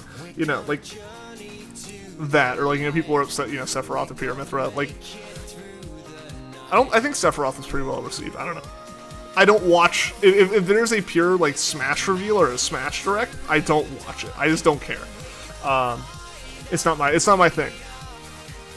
So I don't know what the reception was like Sephiroth or anything. Roulette 16. Don't mind who's in Smash, just like watching the trailers and seeing how people react. The whole clip thing was something, and of course Kirby was part of it, flying away. That was really funny. I liked that. It was cute. Can't complain about any DLC fighters. Byleth was boring as a character, but fun to play. I wish Banjo was a bit better competitively. Either aside from that, no complaint. Yeah, Sephiroth was hyped a lot. Okay, cool. So Sephiroth was well accepted. Cool. Yeah, so I think some people really wanted to see like a really popular character that's like kind of out of left field come in again, but like introducing a character from another fighting series and be like people going, okay, like we have plenty of those. We already have fighting characters. They're all fighting characters. Let's add something that isn't already a fighting character. Things like I said, like Crash or Master Chief or something. Those are the ones that I know people mention a lot. Minecraft Steve was one they mentioned a lot, and that was in it. So yeah, I don't know. It was a funny and kind of cute like reveal trailer and stuff. But I did see a lot of people being like, oh boy, it's like. But whoever mentioned, yeah, Sakurai looks better. Like, yeah. No, like it's important that like the staff has like work-life balance or just like health balance. People were surprised Square Enix would let him in. Honestly, I don't think people should be surprised at this point that like publishers let their characters in the Smash. We're at an all-time high for like generally walled-off consoles allowing crossplay. Developers are pushing crossplay more. Developers are just like are collaborating more. We're really at an all-time high, I feel like, for collaboration. At least when it comes to like the rights to characters being collaborated with, not necessarily the games themselves. I don't think people should be surprised, and with Smash Ultimate being the success it is, like, why would Square Enix not want to put their fighting character in the most popular fighting game on the most popular console? Like, it's a smart move, because now you have people who might go buy Tekken because they like this character in the game. Like, it just makes sense. It makes sense from a business perspective to just let the character go in. If Nintendo wants to add your character, or like if Smash Ultimate wants your character in your game, you say yes. Like, there are very few characters who can just say nah. One of them was Minecraft. Minecraft Steve is one of the few characters I think could have actually been like, yeah, I'm good. I'm a bigger game than you. Do you know Nintendo and Mojang are apparently talking about Steve in Smash since 2014? A member of Mojang said that a while ago. Really? I mean, it makes sense. There's so much that was required to put Steve in the game. Waluigi's the next and final Smash character. After that, we get no more Smash games ever. They're surprised with Sephiroth because there's a Super Protective with Cloud, only having 2 songs and originally no spirits. Okay. Oh, that was for Sephiroth. Okay, yeah. I'll take Eli, lesser known third-party fighters joining. Do you like him joining? Heard that Samus was going to be in Fortnite, but Nintendo said no. It's Epic because they want it to be exclusive and only seen on Switch players, and Epic obviously doesn't want that. Yeah. I'm not surprised by that. Like, that one doesn't surprise me. That Nintendo being weird about that doesn't surprise me. Stupid phone, the autocorrect. The autocorrect playing shenanigans.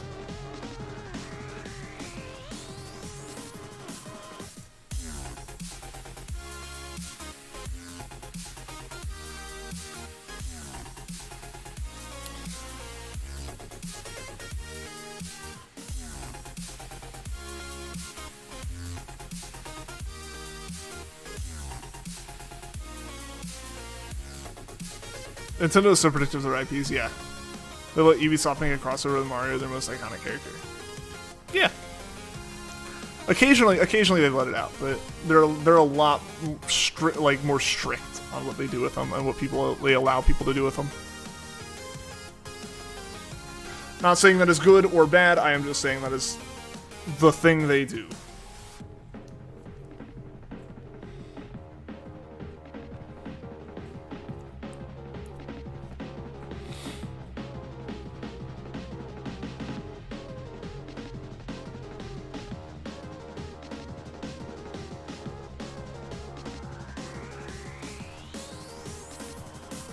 Hot take, you don't really want Sora or Crash in Smash. Crash would probably play like a smaller and faster Incineroar.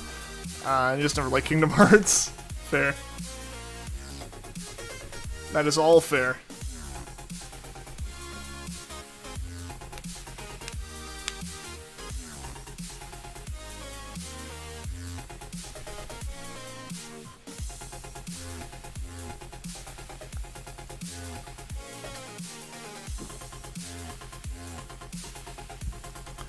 Yeah, people would be really surprised. I mean, Nintendo had a lot of say in that game, though. Nintendo was able to make a lot of the calls on, like, how things were allowed to be depicted, what, like, weapons were allowed to look like. You know, like, Nintendo had a lot of say in that. I am very surprised they, like, gave permission for Mario to go into a Rabbids game of all things. I don't know, I feel like Rabbids had fallen off at that point. Like, I feel like Rabbids kind of came and went really quickly in terms of, like, their popularity of having their own games. So it surprised me mostly to see that side of it. Because, like, they've let Mario be used by other fairly large companies. I mean, I think Sega's in charge of, like, the Mario Sonic Olympics games, right? Miyamoto was overseeing. Yeah, I mean, they're definitely going to have their say. There's no way they just, like, go, hey, yeah, use our character for whatever. Yeah, that's not happening. Almost 1800 for Wooloo. You'll find it, gamers. Excuse me.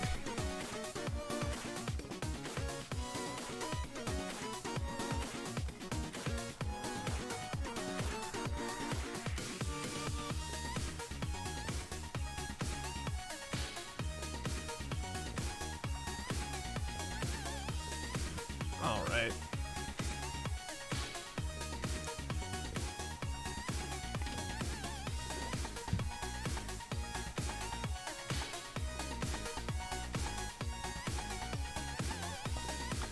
Yeah, this cutscene is kind of long. We'll see. Ubisoft conference in 2017 with Mario Rabbids and Miyamoto came on stage was the most hype and surprising thing. Oh yeah, I mean they can do a good reveal, that's for sure. Surprised we didn't see Doug Bowser during E3 unless he was at the Treehouse. Yeah, he wasn't in E3 or anything. That doesn't surprise me either. I think he's more. I feel like Reggie even mostly showed up in physical, like face-to-face, like physical live presentations, but Nintendo doesn't really do those now. They just do the directs. They just do pre-recorded directs, and for the most part, those are done by the Japanese announcers and then translated over. Was it Treehouse kind of? Was he in it? I don't remember seeing him in it, but I also kind of just had the Treehouse on in the background. He showed Metroid Dread for a bit. Okay.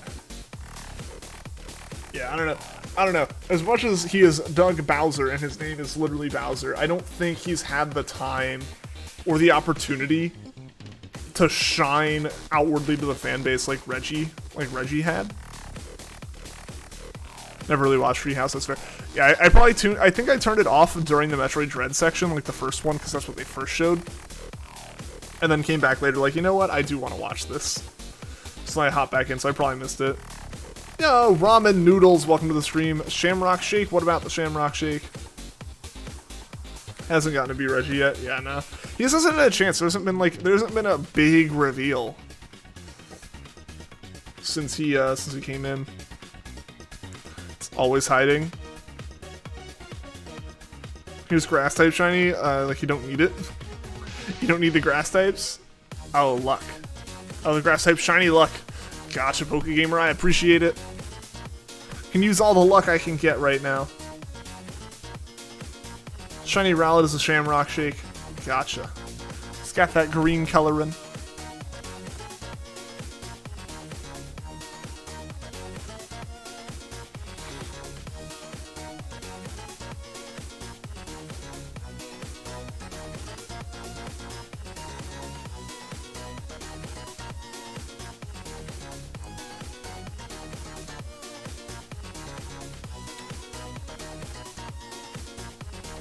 We run in a fight, Reggie or Regigigas?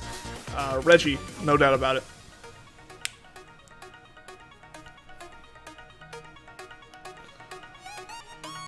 Like when Reggie reminisces when he was president at Nintendo, sometimes he'd reveal like some really cool and interesting behind the scenes stuff. Reggie was incredibly good with the PR side of things. Like, obviously he was a genuinely nice dude and everything, but like, you know, on top of that, he had the smarts to really like play on that and show that to everyone. So I'm trying to say I don't think he was in any way ever disingenuous. I just think he was very smart about everything. Everyone knew who Reggie was, absolutely. He was iconic, yeah. Remembers Reggie and Robot Chicken? I don't remember him in that. I haven't seen a lot of Robot Chicken, but I guess they had a parody of him in one of them. Nope, that's not what I wanted to hit.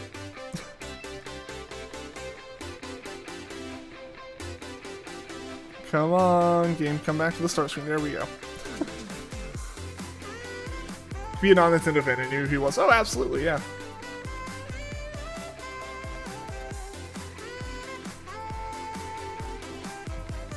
Reggie is the Arceus, or the Reggies.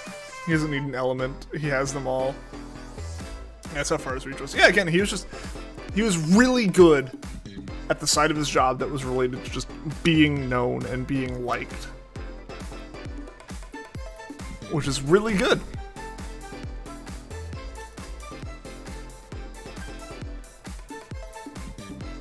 The Robot Chicken sketch, someone asked Reggie about Mother Tharini threw a fireball at them.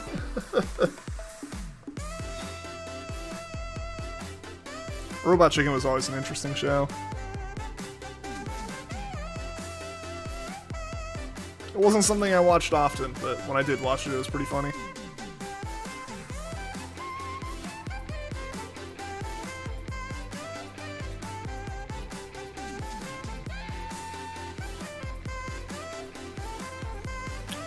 Yeah, so how's everyone's week been going so far? We're halfway through it at this point.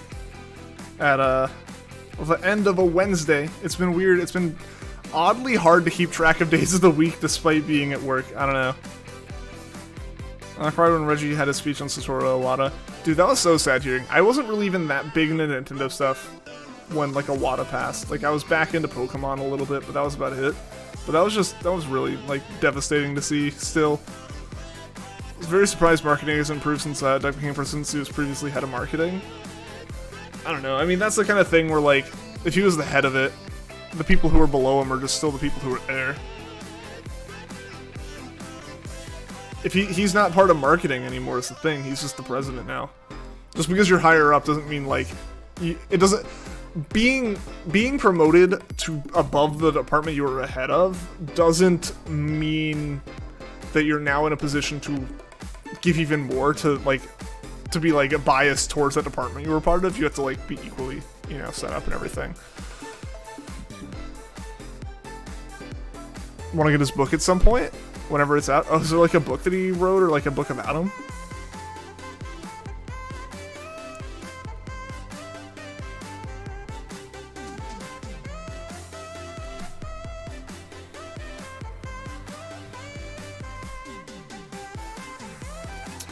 Man, yeah. Like I was saying, though, this week has been such a weird blur. I don't know why. Like, it hasn't been anything, like, special. It's just been a normal week. I think that's kind of part of it. Like, it's just normal days, every day. You know, nothing, like, insanely out of the ordinary or anything.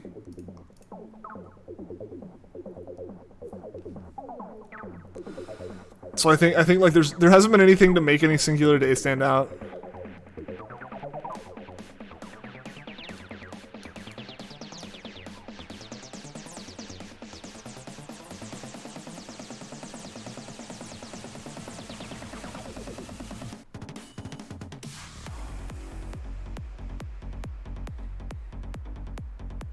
Good with his word choice. Yeah, I mean, again, like, that is what Reggie was good at, was just being a presenter. Obviously good with other stuff if he was made, like, the president, but that's the reason why he's so well known, is that was his skill, was, like, of memorable, like, speeches and stuff and presentations.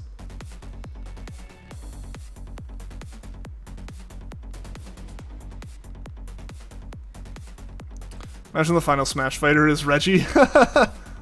Yes. The one time they break from like, oh, you must be a video game character. Remember the petition to get Reggie a chair? I don't remember this. What's the context of that?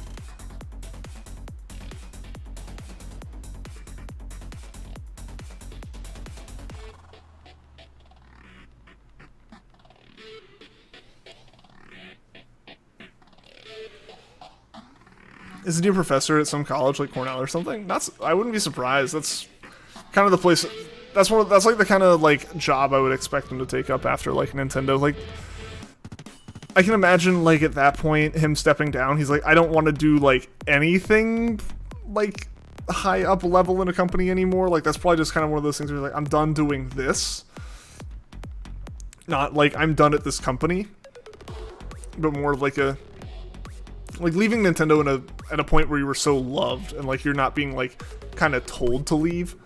You know, if you're not being like told to leave from a company like Nintendo, or you're not like getting hired by someone else, like that's the kind of place where you just go, yeah, that's the kind of situation you're in when you just go, yeah, I'm done with this. I want to do something else, like entirely different. That something else isn't just like another company. Alright, yeah, I did increase the encounters there. People have recorded some of his lectures at college. Really, that's cool. There's a video on it, it's kind of hard to explain. Gotcha.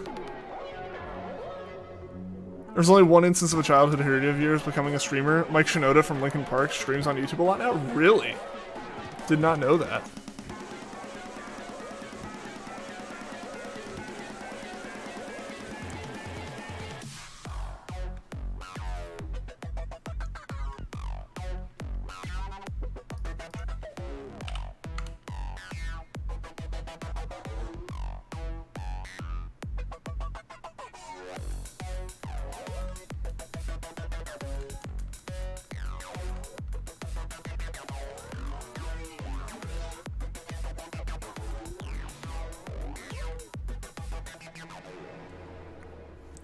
So here's the thought, guys. Here's something that I started thinking about today. I don't know if I would start it potentially tomorrow or anything. I'm not sure. But I'm thinking maybe we might do like Let's Go hunting at like lunch or something. I don't know how well that would work. Like on my lunch breaks or something, if I have free lunch breaks. Doing like a little like 45-minute long stream or something like that. Not sure how well that would work out, so I'm not sure if I'll actually do it or anything, because I feel like it takes about an hour for the streams to really kind of get going, you know? So like only having an hour, I don't know. Plus the big thing with Let's Go is like, if I do other things with my Switch between streams, it takes like an hour to build up the chain too. So I'm not sure. That might be like just too short of a time. I'm not sure though. You'd be okay with that? I'm glad to hear you'd be okay with me streaming on my time.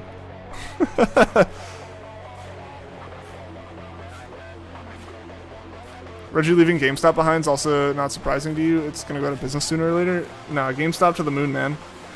Honestly, GameStop right now, like as much as all the meme stuff has been happening, because of that, GameStop's been able to like really boost its budget for like hiring talent to revive the company and turn it around. I think GameStop has a good chance of coming back. Like, it was definitely on a path to going down. It just didn't have the like capital to turn itself around. But now it's in a situation where it can genuinely test out the idea of post-pandemic being a place to effectively turn its stores into franchised local game shops. Like places where you can go and play cards or run tournaments and like have actual like gaming booths. Basically turn itself into a small gaming cafe kind of thing. That's the kind of situation that GameStop is kind of in a position to do. Just assuming they get the talent behind it to actually like make that happen. Look at Jackie Chan playing Smash one day. Imagine being an American and Canada GameStop is EB Games. EB Games was actually originally a different company and then GameStop bought them.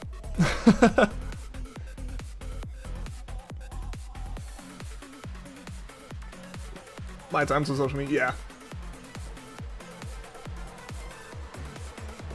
yeah. So more so, I wasn't asking like, if you guys are okay with it and I have permission to stream. I was asking like, would people be interested in that? Would people be tuning into that, you know? And more so, again, just talking out loud, like thinking out loud, you know? so you guys can kind of hear my train of thought and give input. Just because it's like, if I tried to do those like lunch streams, it would be another like kind of time of the day to stream and everything. I'd be a little bit more streaming that could happen like every other day or something like that, you know, on weekdays, like a Monday, Wednesday, Friday kind of deal, or like a Tuesday, Thursday kind of deal or something, to get more hunting in. But again, the thing with that is, since the streams are so short, and if we were doing Let's Go, there's so much momentum to potentially build up each stream, it would be kind of hard to pull that off, you know? With Scalpers on next-gen consoles, GameStop's getting really good sales with that alone. Yeah.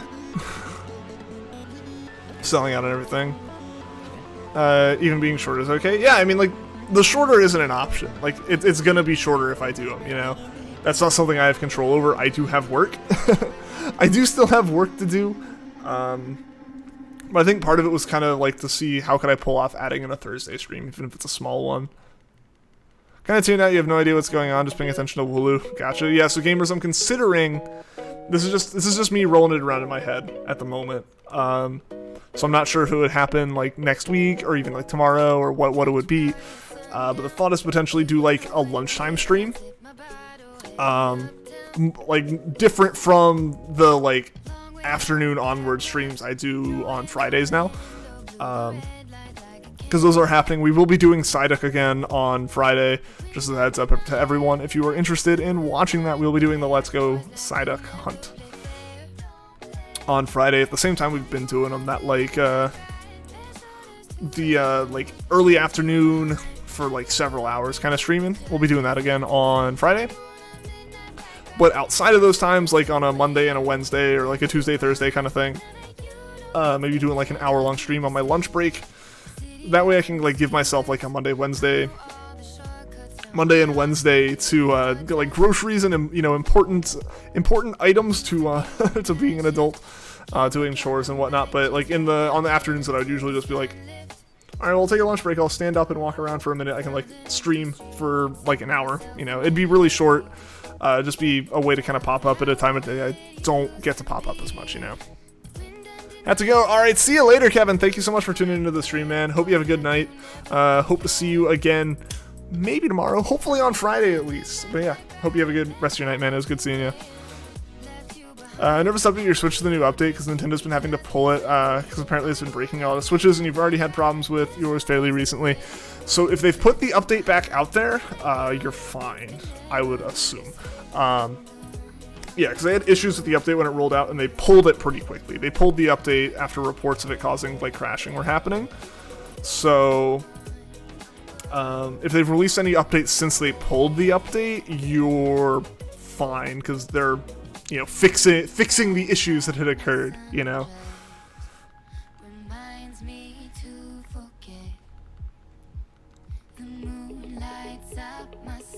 Can I believe the Switch is 5 now? Dude, that's a really weird thought. No, it's not 5. No, it's not 5. It's like 4. It's 4. That's still a lot. But it came out like... It's over 4. It's not 5, though. 5 would be next May. Or next March or next May, I think. Because it came out in 2017. Yeah, it came out early 2017, but early 2017 was like just over 4 years ago. Didn't realize your Let's Go Dex is complete. Nice. It's almost complete.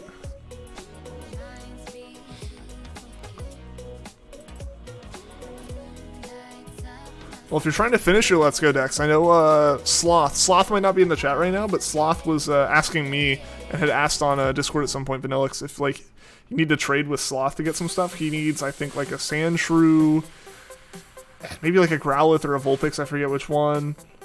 He needs something. He'd probably be open to trading. He needs trade evos as well. Only need Melmetal for Let's Go. Nice, gamers. Nice. And that's pretty easy to get with Go. Like the Melmetal boxes, when they open and stuff, they're pretty easy to get.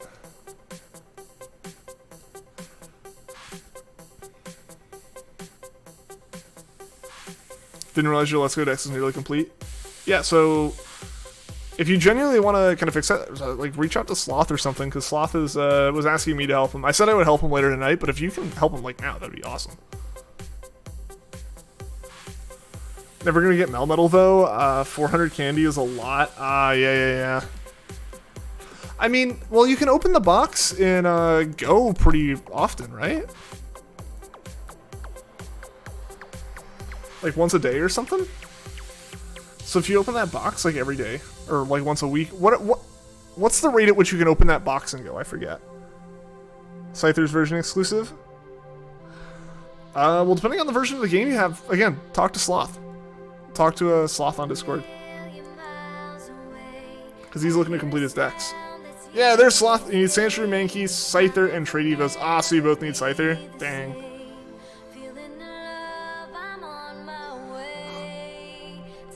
But how's it going, Sloth? Good to see you, man.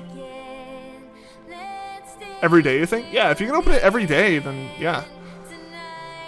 You can get that candy pretty quickly. Use some Pineapple or Pinap berries. You have Eevee and Scyther is Pikachu exclusive. Gotcha.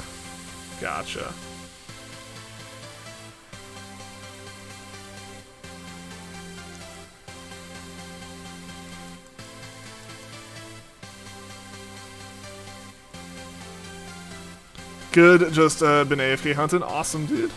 Awesome. Glad to hear you're doing well.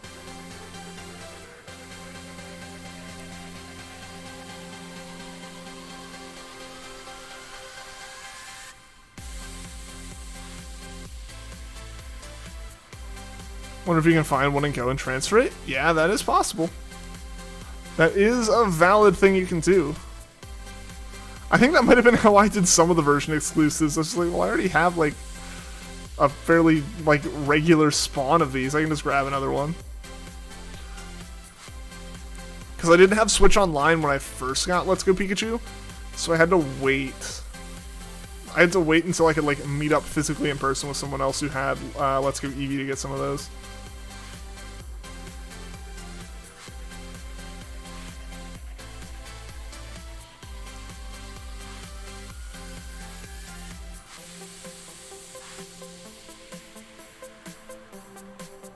Yeah, so that's how I handled it without Switch Online, and then I met up with someone in person and handled the other ones.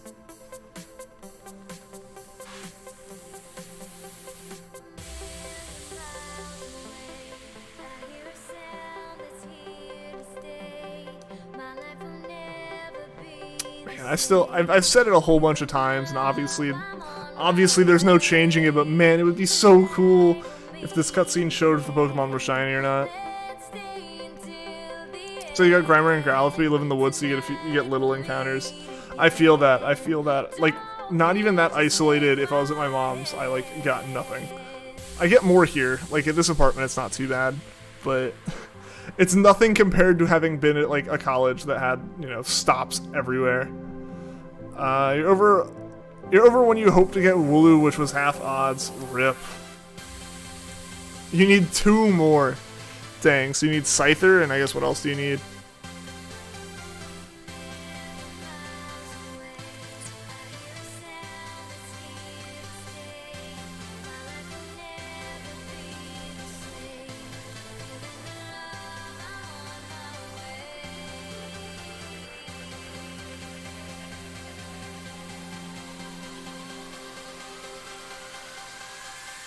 You need Scyther, Omastar, and you need Kabutops as well. So you just need like the fossil evolutions then?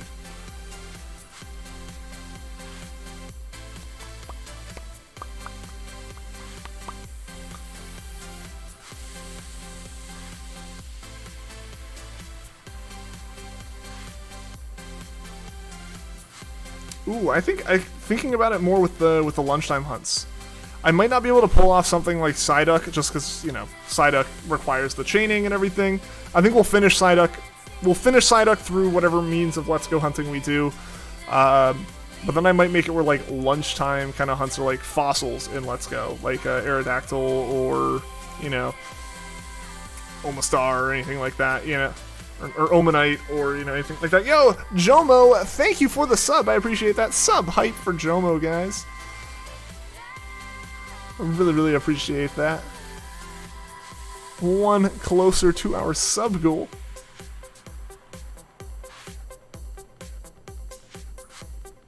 We got both the fossils. Nice.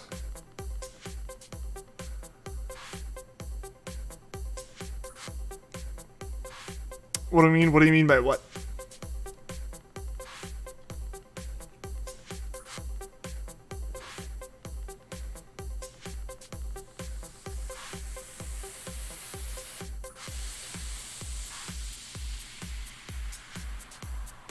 Come on, Rowlet. You're round and adorable. Please also be shiny.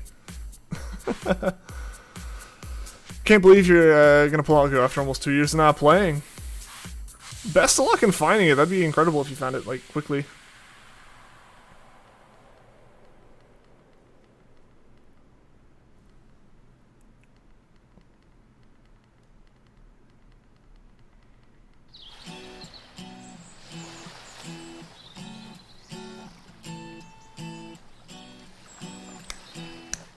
This is such a nerve-wracking hunt, though, because, like, the first time I see this thing as potentially being shiny is no animations, no nothing, pops up, I'm gonna stop reset if it's not shiny, you know? Is it installed on your phone? I mean, if you haven't taken it off. Go to Cerulean Cave, you can find fossils on the ground. Yeah! Yeah, so the fossils just randomly spawn as, like, items that you can stack. In Cerulean Cave, like Sloth was saying. Because that's what I'm going to plan on doing, is I'm going to get, like, a whole party worth of fossils so I can just give them all and collect them all back. And do the hunt that way, because I think that's how people do it in Let's Go.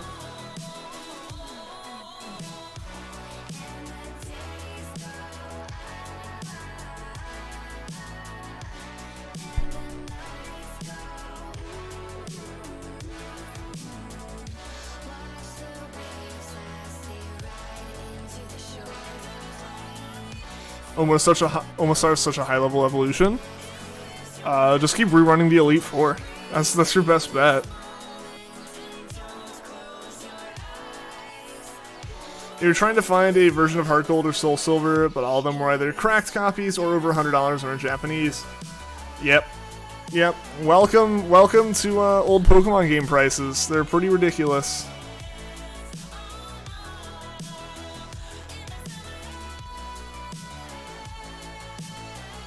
Like, I'm very interested. I wouldn't ever sell it, but I'm interested in seeing how much my Heart Gold would be worth to sell, complete in box, like Pokewalker and everything. Fighting in Let's Go gives you bare minimum XP, you've noticed? But I mean, that's really, like, you can use XP candies if you find them, you can give those, but that's about the only other thing you've got. You get them revived at 4 levels above their evolution level. Oh, really? So, like, they'll evolve immediately? $150 for a complete in-box copy? Okay. Where do you get candies you forget? From catching stuff. Catch with, like, catch combo and chains and everything. Just do, like, a shiny hunt and you'll get a bunch of XP candy. Does inspire you to, your next hunt, once you get the charm? Out of the fossils? Heck yeah, dude. Heck yeah. Nah, because that's something I need to do in those games. I need to do all the hunts in that game. I need to do so many hunts in that.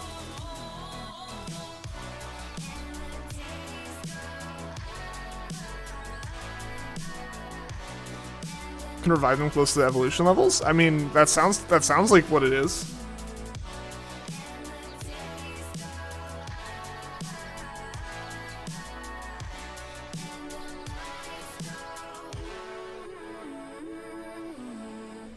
If your charm, but charm doesn't help with fossils, you don't think? Oh, in Let's Go it doesn't?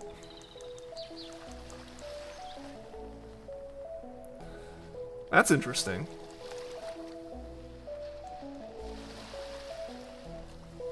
Does it not help with, like, the legends either then? I guess it really couldn't help with the legends at first, could it? Because you don't have them until you have the charm. Or you don't have the charm until you have them. And from their normal way, thought it didn't? I mean, I totally believe you. Also, you guys know what time it is.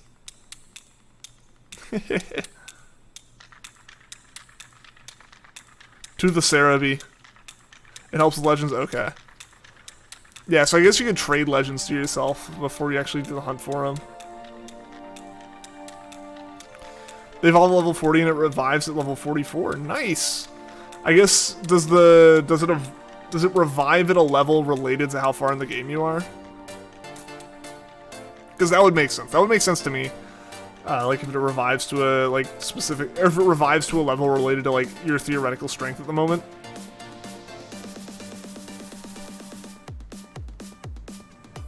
No way you're doing that then? No way you're doing what? Like there's no way you're doing the reviving thing? Like that would make the most sense to do.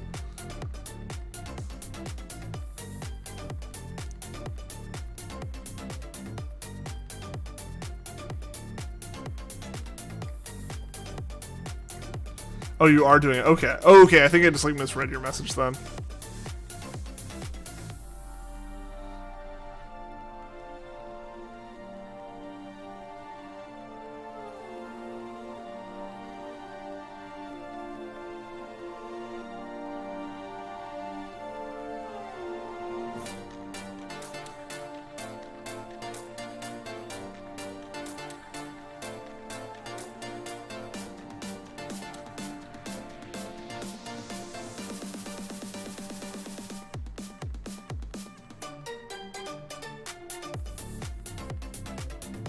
The found that cerulean that makes you drop frames in handheld.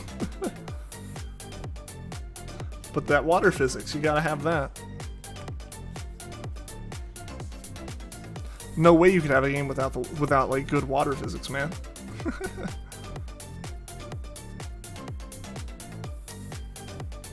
If it does work like that, then it could only revive at higher levels anyways, because you only get to revive them once you have 6 badges anyways. That's a fair point. That's a fair point, Sloth. So yeah, it wouldn't really make sense to like scale it much.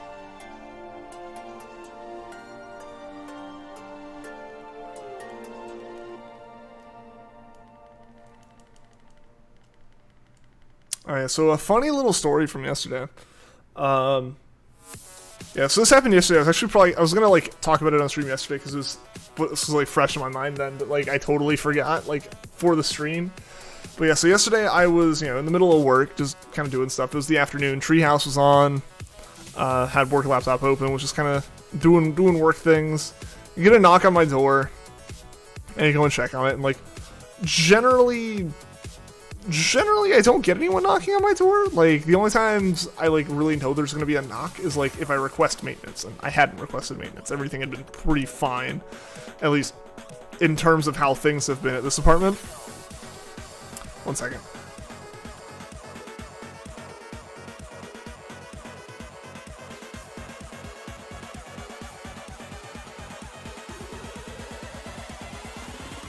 Ooh, excuse me. I had to sneeze. But yeah, so everything's been pretty fine. Like, the biggest issue is usually when I've called maintenance has been like the AC being out and it being like 90 plus degrees outside and it's like 80 plus in the apartment, you know, despite it being set to like 70, 73. So, you know, with that said, yeah, so I got the knock on the door, and like one of the only other times I've had like someone knock on that door was like someone trying to like be like, "Hi, I just moved into this building and I have this business. Do you want to be a customer?" Like, of course not. No, go away. Like, you're not supposed to be doing that. So I walk up to the door and I look through, and it looks like a maintenance dude. So I like open up the door, I'm like, "Yo, what's up?" I was like, "Hey, I'm here to like check on some stuff because we got like a weirdly high like usage reading this month." I was like, "Okay, nothing's out of the ordinary as far as I can tell, but it's like, yeah, we just got like an automated system thing." I was like, "Okay, well, what is this? Is it water?" He's like, "Yeah, it's water." I was like, "Okay, well," because my first thing was like maybe electricity, but they wouldn't really know that. They don't deal with my electric bill. I deal with that separately. So like it's the water bill. It's like, okay. As like, I mean, like the toilet like kind of like runs a little bit, you know, like it like trickles a little bit, so usually it's not bad. Sometimes it does get bad and I just like shut the water off until I need to use the toilet again, and then like I flush it and it's fine. So he comes in, looks at it, he's like, "Okay, alright, well it's a little thing, I'll replace that." But then he comes in and says, "But that's not really like enough to have been what set our system off." He's like, "We've read like a use of an extra 5,000 gallons of water this month," and I was like, "Well, that's not me." Whatever is causing that is not me, unless you filled the pool from my tap. So that was so they're looking into that. So when I open up my bill in like a like a week or two for the month. Hopefully I don't see like several $100s in water usage. Zapdos just spawned right next to you. Nice. All you're finding are gold Nanobs. The fossils are rare to spawn, but they will spawn. But yeah, so that guy came in. He's like, "I'll fix your toilet thing," and so he fixed it. Or he replaced like the mechanism in the toilet. It's like, okay, because that would make sense. But then as soon as he left, it started running again, and it's worse now. It's like, oh no, this new mechanism, whatever, like now just flushes on its own every once in a while. It's kind of brutal. Finding berries and Pokeballs. Yeah, I mean, there's a bunch of stuff there. If you grind that area for a while, Vanillix, you'll find some good stuff.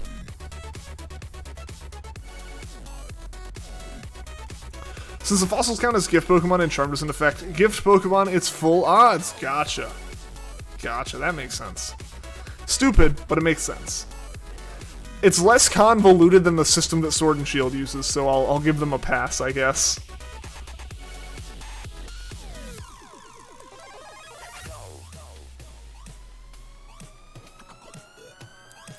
Alright, we're coming up on the 2-hour mark on this stream. We've passed 30 encounters. It'd probably be closer to 40 encounters right now if we had started at the hunt and hadn't started the whole game over.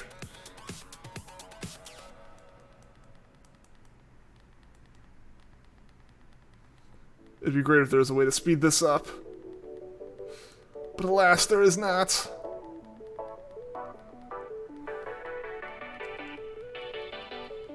I never do voice chat anymore? I haven't used the voice chat on Discord. I haven't used the voice chat on this Discord since Among Us stuff.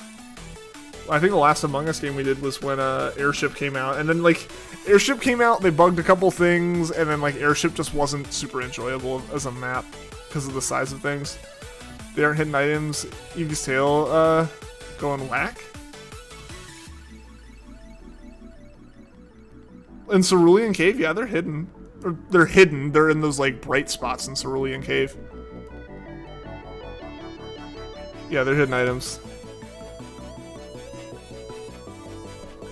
Yeah, so like if you're in the top level of Cerulean Cave, there's all that like there are all those like super bright patches. Those patches spawn in items over time. So yeah, that's where the hidden items are. If you just walk around and hit A as you walk over them, you'll find them.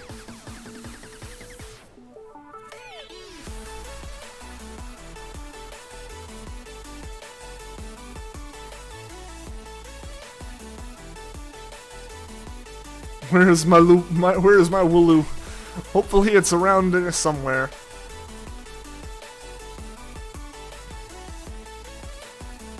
Some of them don't spawn. Yeah, no, it's not every time. And also, if they respawn over time, it's not like a go reload the area, come back and get new spawns. It's they respawn over time. So they just kind of randomly pop back into place. So if you just keep running around in like a figure 8 along all 3 rows in there, you'll pick up all the items.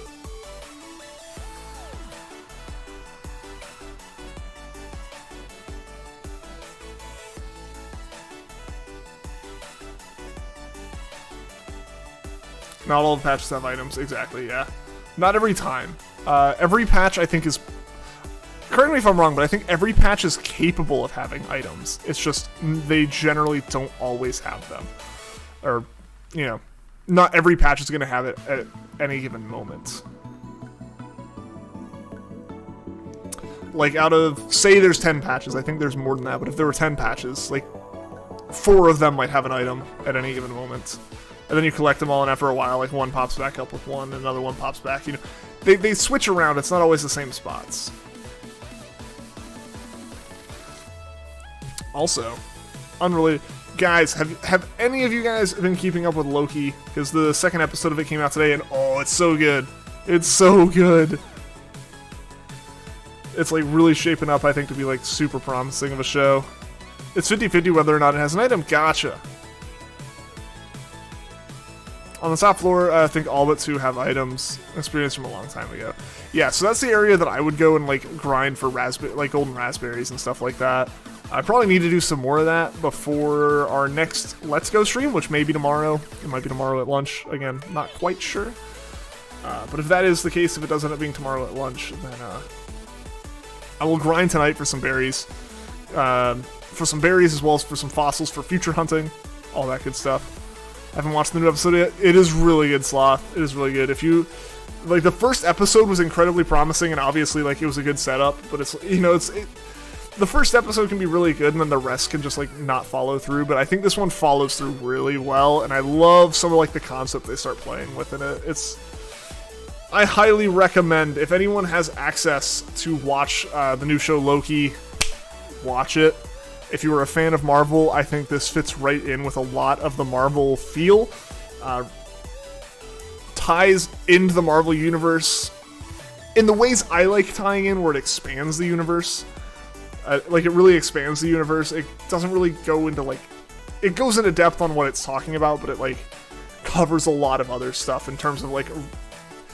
It fits in really satisfyingly as, like, a puzzle piece, if that makes sense. And in terms of especially continuing it forward, it seems. I don't want to say too much. It's really good. If you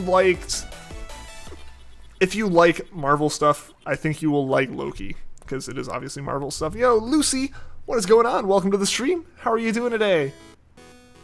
Yeah, the first episode was really good. Yes. Yeah, I haven't watched the second one. Dude, I would say everyone after the stream, because not during the stream, I want you guys here. After the stream, go watch it. Watch it tomorrow. Whatever you need to do, watch it. It is good. It just takes what was in the first episode and just goes like with it and just like launches it. I think it's great. Yo, shiny? Did you find a shiny? Over 13 hours for Wooloo. Dang. Pog. We have the Pog emote in chat if anyone wants to use it. Just got back from the beach. Awesome. Hope you had a fun time at the beach, Lucy.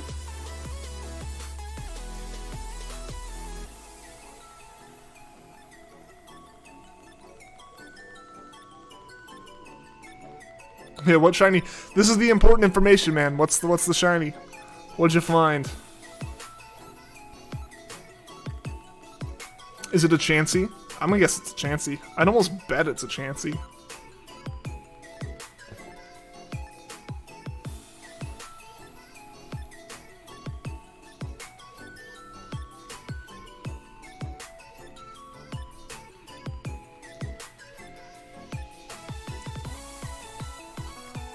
Oh, so random? I mean, what one is it? We need to know. We need to know, Vanillix.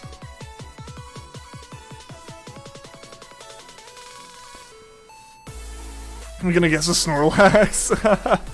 You have a shiny Rowlet and a shiny Yungoos in Pokemon Sun? That's awesome! Congratulations on that. Hopefully we can get ourselves a shiny Rowlet here. I actually have a shiny Rowlet in Sun. I did the Suda method for that, so this time around I wanted to do something special. So we're doing this Rowlet. This is gonna be like a Rowlet, like that is like a channel, like a mascot. I was walking down the ladder and see a shiny Rhydon. Nice! That's awesome. I'm glad it wasn't a Chansey, because Chanseys are just kind of like... Chanseys are brutal in Let's Go. They pop up too often, in my opinion. The shiny ones do at least. Like, their odds of spawning boost a lot around the same time shiny odds start going up, so... It's like, I've had my fill of Chanseys, of shiny Chanseys in Let's Go. I don't need any more. But yeah, congrats, man. That's awesome. Shiny hype, Vanillix. Shiny hype, dude.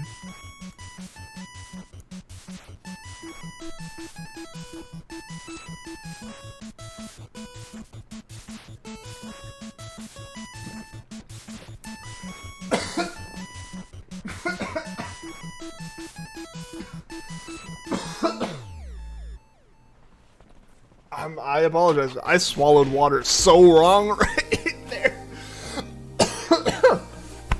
Yo, Coco, what's going on? Welcome to the stream. Just in time for me to be dying. Can you hunt Yungoos next? Also, you should name the stream Shiny Mascot Hunting. Maybe we can do that next time. I wanted to, like, put out what it was this time. We'll see. We'll see about that. But yeah. Maybe Yungoos. I don't know. I'm thinking of trying to figure out what shinies I don't have that I can try to go for early in the game. Because if we're doing a shiny badge quest, we don't have that many options before the first trial. So I do have to kind of like take that into consideration with what I hunt. So I need to look at what I don't have from this early on in the game. I don't think there's a lot that I don't have. So we're going to have to see what is like possible as an option. Don't die, please. I'm trying not to.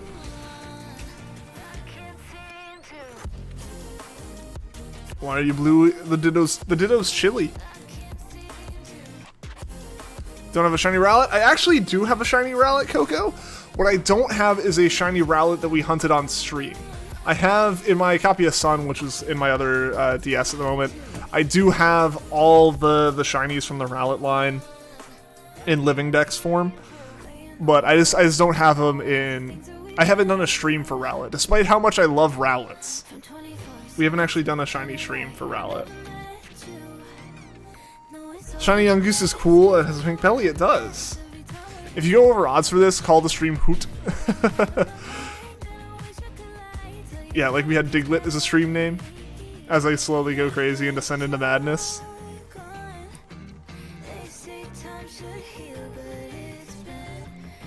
You don't even have a combo? I mean, I imagine you wouldn't have built back up a combo after Rhydon, because that seems like a random one. I want to see pictures of these postseason Discord Vanillix. Quack. Yes. Quack.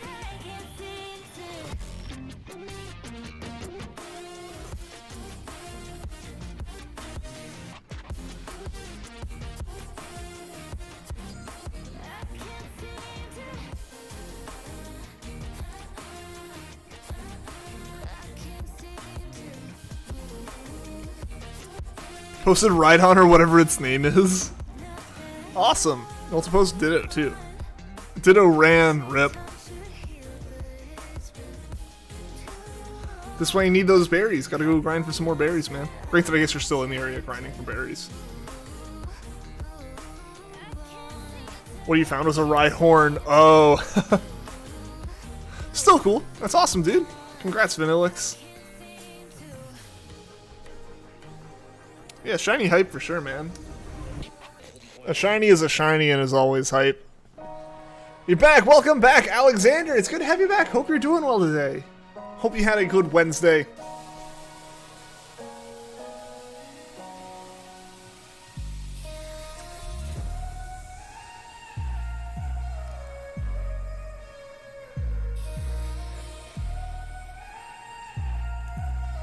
Easy, thank you.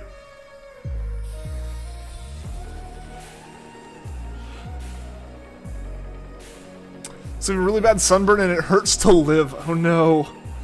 That's awful, Coco. I'm so sorry. I'm so sorry about that. I had one a couple weeks ago. It wasn't like the worst because I had been like wearing a shirt for most of the day, but it was like my legs were just destroyed. Because it was like Memorial Day weekend and I was hanging out at a lake. And I was just sitting outside enjoying the idea of being outside, you know, in the sun, and it was the first time I had done that in a long time.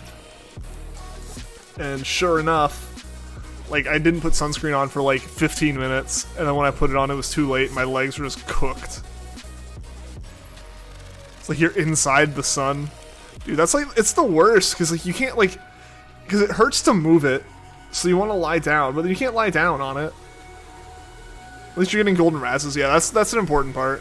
Just finished a ton of homework with classmates just now. Hey, that's awesome, Amethyst. Glad you got it finished. Don't know what to do. Oh, yeah. It's the sunburn. So shook because this is one of the songs that usually comes on during your workouts. Oh, really?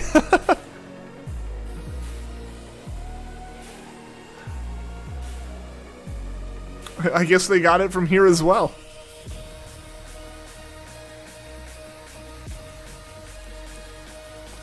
How long do we plan to stream for? I'm not quite sure. Maybe another 30 minutes to an hour? Not quite sure yet.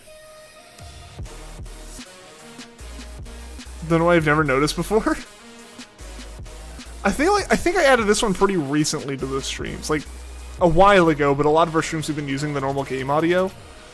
Yeah.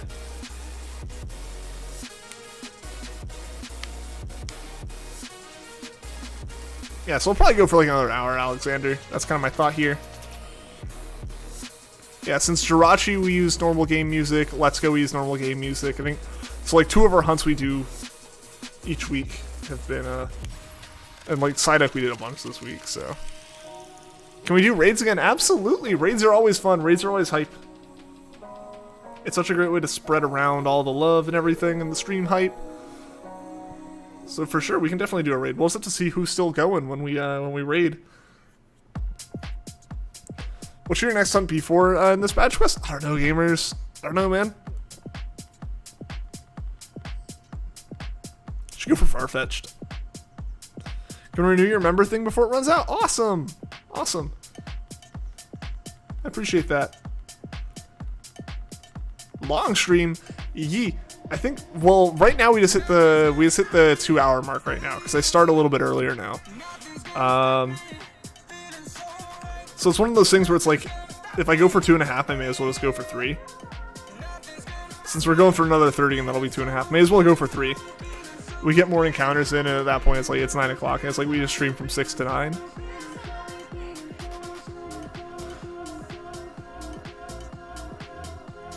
Longer-ish, an hour longer. Yeah.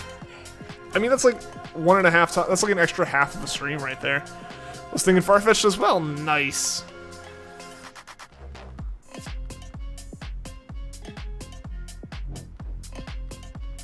Ideally, streaming longer as well also helps a few more people show up and find the streams. It's always fun having new people in here. Yesterday was so much fun. It's cool seeing all you guys who have come back from the raid yesterday, because it's so much fun meeting all the new people and having you guys here. At least you're getting more than 10 encounters an hour. This is true. This is true. Like, as much as this is like a brutal soft reset, this is nothing compared to Jirachi. Like today alone, we've already done like 3.5 days worth of what was originally Rowlet, or what was originally Jirachi. Compared to now, we've done, so far in a single day, we have done 2 days worth of Jirachi hunting. And we're not done with the stream yet. Like that's how much better Rowlet is as a hunt than Jirachi. Jirachi we can speed up in certain aspects, because we can add in more game cubes, or we can add in just more whole stream setups and actually speed up the hunt. Rowlet, I don't have that option. I don't have the cartridges for it, and I don't have the systems for it. I don't have the capture cards for it. So I'd have to add in emulators, and I don't want to do that.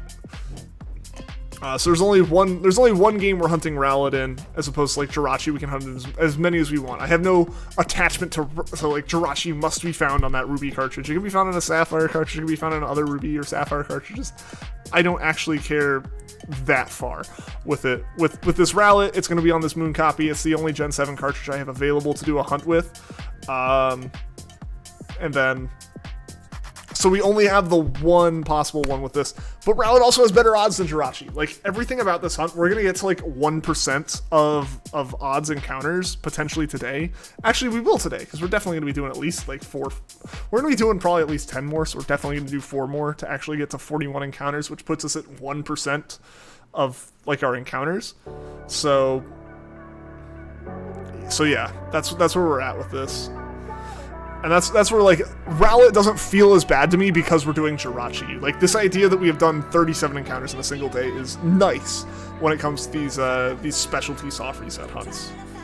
You can find Farfetch'd on Route 504 Badge 2. Yeah, so that's what I was thinking. That was the one route that was, like, really coming to mind before you going into Nessa.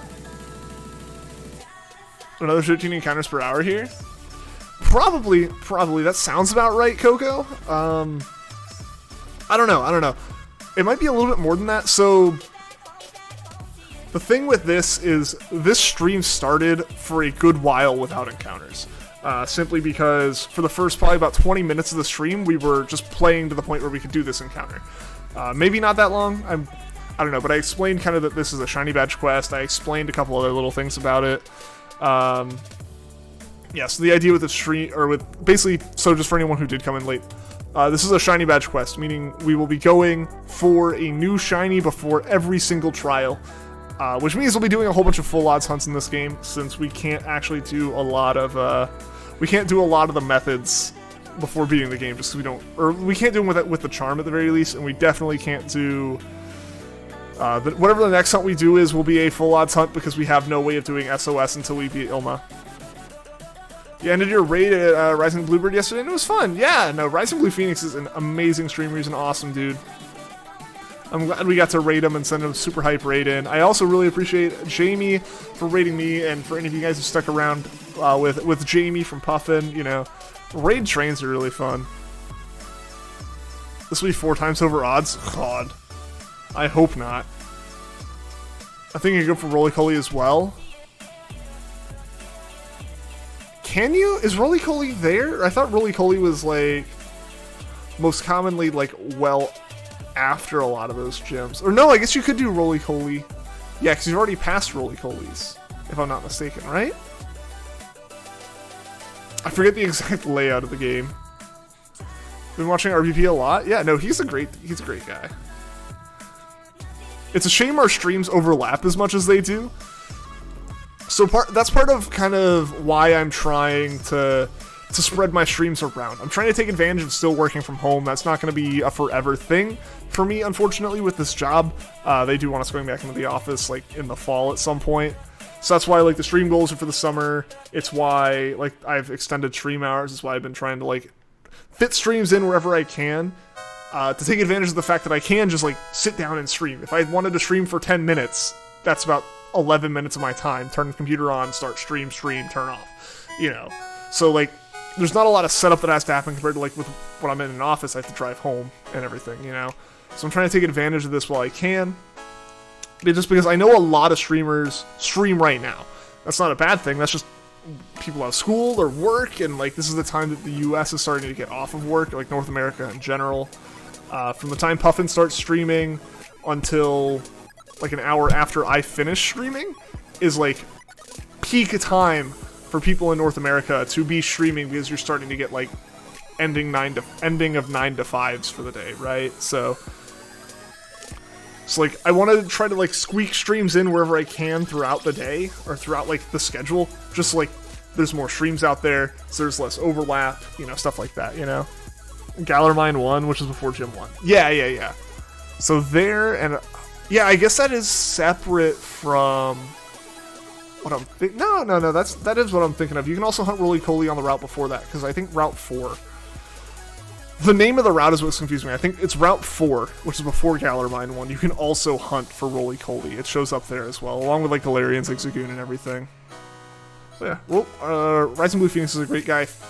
Puffin's a great streamer. Horsey's a great streamer. Who else is there that I'm thinking of? Jamie's a good streamer. Honestly, all the streamers out there are great. I have no problems with a single Shiny Hunting streamer that is out there.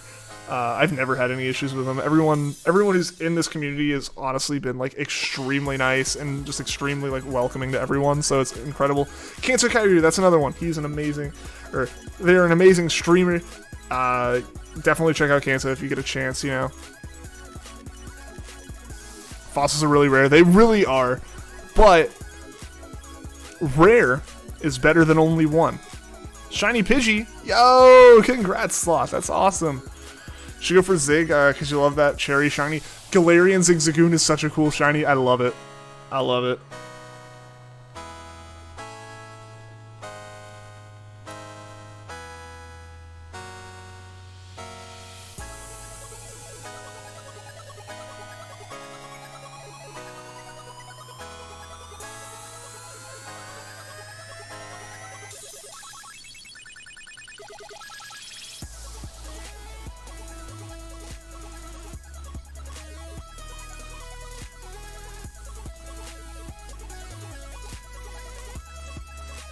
Route before Galermine number 1, you can find Roly-Coly. Yeah.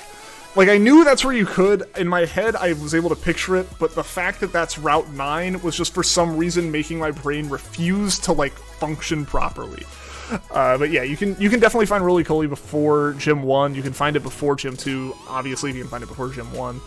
I don't know if you were trying to, like, go for a Pokemon, like, I don't know if it's really a requirement, but I know for me, when I was kind of thinking of doing, when I think of Shiny Badge quests, it's like, I go for a Pokemon that I can find, you go for your starter, you go for a Pokemon that you can find between your starter and Gym 1, and then you go for a Pokemon in the next one that you can find between Gym 1 and Gym 2 that you might not have been able to find otherwise, or in the case of something like going from Roxanne to Brawly in Gen 3, that's a little bit hard because you're just backtracking for that section of the game. But, you know, like, you find something that you couldn't hunt before Gym 1 or something like that, you know? That kind of thing, like trying to kind of like always go for like these Pokemon and like you make a decision of what do I want from this set? Okay, well then I'll go for the next set, you know. If one of those Pokemon shows back up in the next set, cool, but I don't use those same patches. At least that's my thought, you know. Mitsuri TV does giveaways and Wonder Trades, so they're pretty cool as well. Awesome. Can't go for starters, sadly. Yeah, that's the really bad thing. Unless you wanted to do your starter after Gym 1. Because then you get the nursery and can breed for it, but that's a separate hunt entirely, you know? But yeah, it's unfortunate that, like, shiny badge quests are a thing that Pokemon community has been doing for forever, and, like, locking the starters not only stops you from just hunting starters, but it ruins part of that, like, shiny badge quest thing, because they're like, oh, well, I don't have a shiny for this, you know? Wool is the next best thing for a starter. Yeah, it's, like, literally the first Pokemon you can find. That'd be full odds eggs. It would indeed be full odds eggs. This is true. Yeah, time to start looking for fossils. I'm definitely going to be doing some fossil grinding tonight. Fossil grinding, just in general berry grinding, while just chilling with friends on Discord and stuff.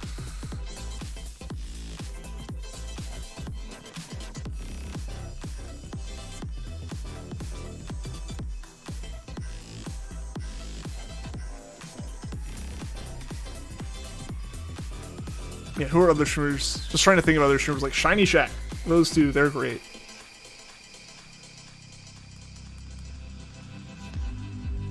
Yeah, pretty much any streamer you could be watching right now is fantastic. So I genuinely mean this when I say I appreciate you guys choosing to be in my stream at this time because there's so many good options. So it's awesome having you guys here, and I really appreciate it. Imagine if it was blue. Yeah, I don't know. I don't think blue Psyducks exist. Only one ever did, and it ran away.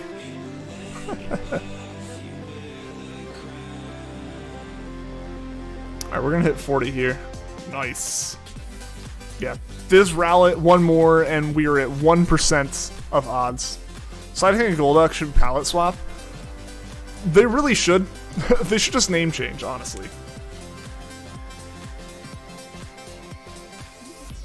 Yo, Coleslaw, what's going on? Welcome back to the stream. How are you doing today? You have a blue Psyduck? Awesome, gamers. I'm jealous. I have one in Sun, but yeah, I have had no luck with that in in Let's Go. The one time I find one, I'm incredibly lucky and get a full odds shiny Psyduck random spawn before I even build up a chain to a point where odds are affected. And then I fail it, and I have not been able to reclaim it no matter what I've done. It's crazy. You have one in Usum? Hey, nice.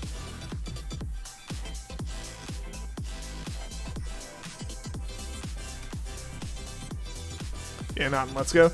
You're good. You've killed 867 Mudbrace so far and no shiny. Rip. You're doing SOS for it, Coleslaw?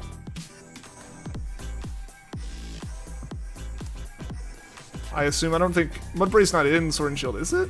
Or no, is it? I don't know. You found a Master Ball? Yeet. Now you can find a lot of stuff. You can find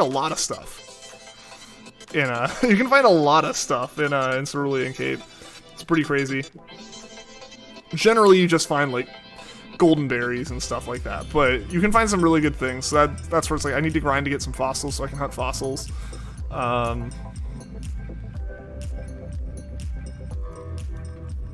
Killed 500 Wooloo and run from 1,361. Dang.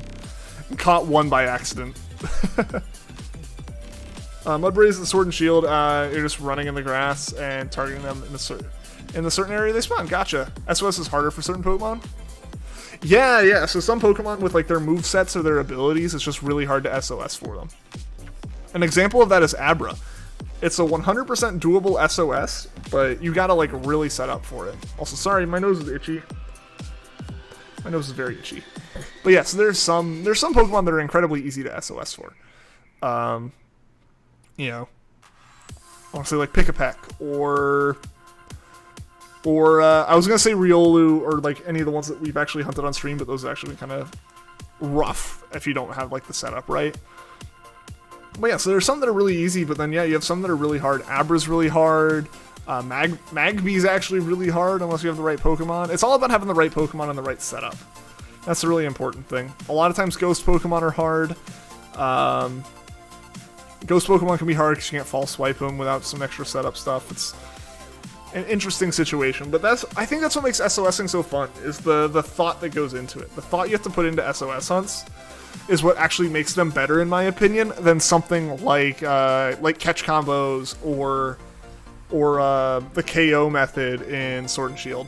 You know, with the KO method and everything like that, you know, you kind of end up in this weird situation of just like, I knocked them all out, what do now? Like, there's no challenge at that point, you know? Thinking about doing an Abra hunt? Do it! Heck yeah, I did mine Masuda. I ended up giving in and doing that because some of what you need for that hunt, you can't obtain in Sun and Moon. And again, I've been trying to keep my Sun and Moon saves as, like, locked as, like, just those as possible. No trades up or down, gen-wise to get stuff to, or game-wise to get them to Sun and Moon. Only lateral between Sun and Moon. Tried SOSing to get Salamence, was on your game for nearly half of the day. Dang.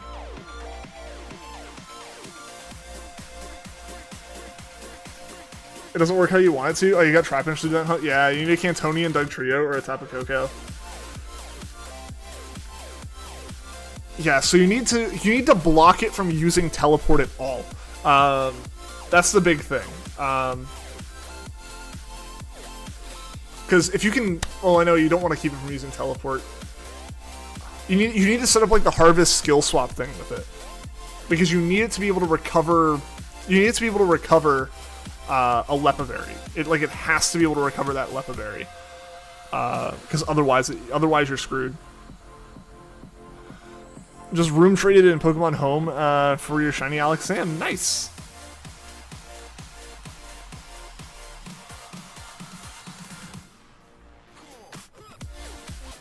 Does Dugtrio get false swipe? Does it? I don't know. So the way I had tried setting it up, I think was a Smeargle with Mean Look. When I tried it, and like, the thing is, it's impossible to guarantee that Abra will call in for help before it would struggle, because I think Teleport only has 5 uses before it's out, and that's the only move it has. So it only has 5 turns in battle before it starts struggling, unless you can replenish its move pool with a Lepaberry. And you can't just like do that. You have to like give it the Lepaberry, and you have to give it Harvest as an ability. Bishop is a good sturdy Pokemon that can learn False Swipe. Okay. I've used Decidueye for most of my SOS hunting, unless something else like has to be used. In the case of Elekid and Magby, I used Alolan Marowak for those, because Lightning Rod as an ability was really nice, and being Fire type prevented the burn and everything. So there are certain circumstances where Decidueye doesn't work at all. Smeargle is generally my second pick, because it's a good all-rounder. You can set it up with whatever moves you need at any given time, like, oh, it needs Aerial Ace to deal with accuracy drops, or it needs this to deal with that.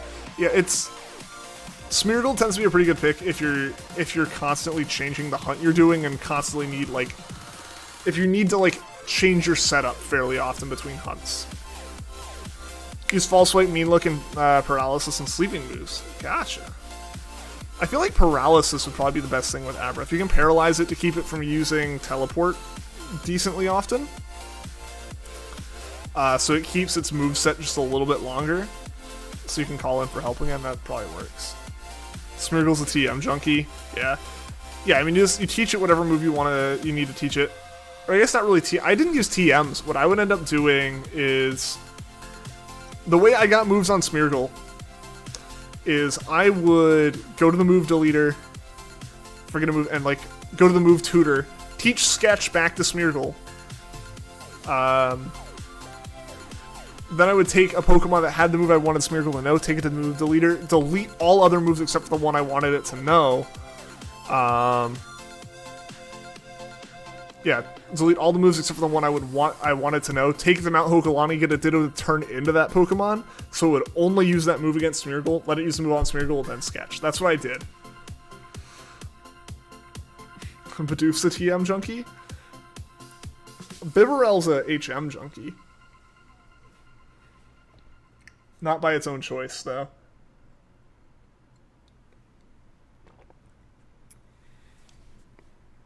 A Fusel?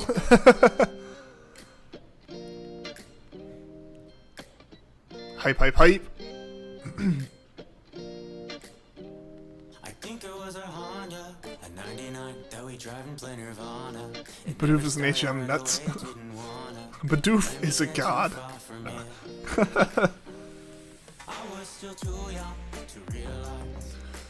I just need to tutor your Koko mean look, and then you can do the hunt by mean looking, switching to Trevenant, and then doing the trick skill swap, then to Trapinch to not have to use mean look. Yeah, so as long as you can keep one Abra up, you're good.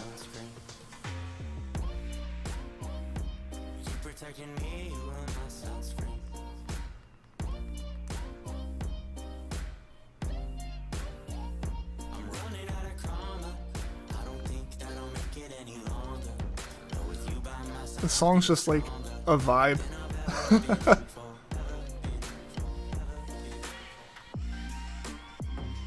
Yeah, so if you can get it set up so that Abra can't teleport while you set up using something like Mean Look, that you can swap in, give it Harvest, give it a Lepa Berry, then you're good.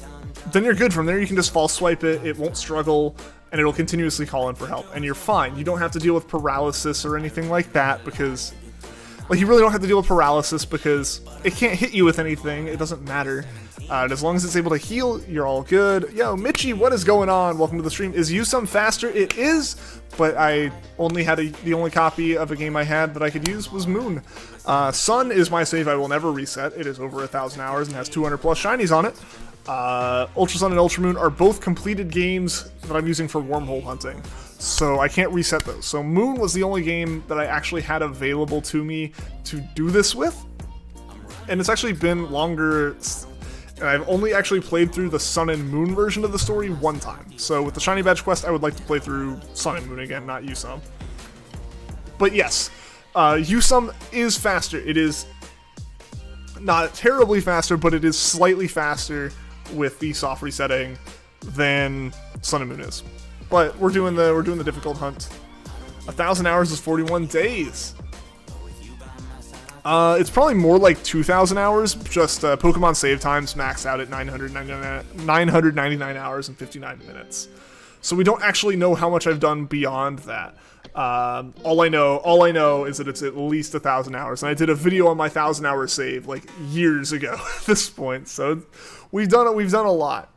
Yeah, if Trevenant got False Swipe, it would be the best SOS mon. It already kind of is. It's really nice for setting up stuff. All right, let's swap over new music or explore catalog. What do we play here? Genre. What do we want to go to? I'm going to go to Future Base and see what they got. It's going to play. Let's go to chill. Hopefully some of these don't all have like lyrics in them. I kind of want to do a shiny Flygon hunt. Do it!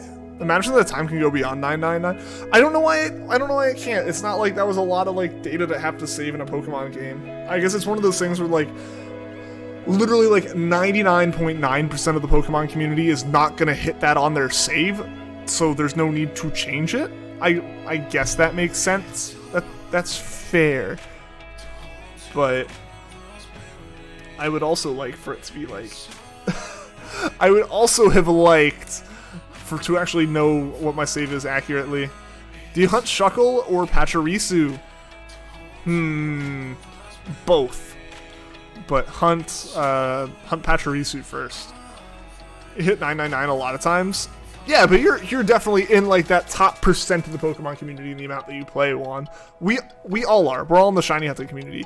Realistically, when Gen 7 came out, the shiny hunting community was way smaller than it immediately exploded to with SOS. I was part of that explosion, you know. So yeah, it's gonna be pretty common for me to hit 999 hours on saves, but it's still not the most common thing, so they didn't want to overhaul the UI and everything. Oh, Shiny Pangoro, yo! That's awesome. Or wait, you're hunting for Shiny Pangoro with Scrappy? Okay, so you're just racking gamers doing that. Yeah, best of luck, gamers. Your Trevor is a higher level than your actual chain mod of Pangoro. You hit 999 in Hercule Soul Silver. Nice, Vanillix. Pikasum, how's it going? I'm insane for doing this hunt. I know. But it's got to be special. We got to make it a big thing, right? Like, I want Rowlet to be, like, the special Pokemon for the streams. So either it's going to be incredibly special because we find it incredibly quickly, or it's going to be special because we go so long for it. Some people at your school called Charmander Baby Charizard. They're out of line, but they're not wrong.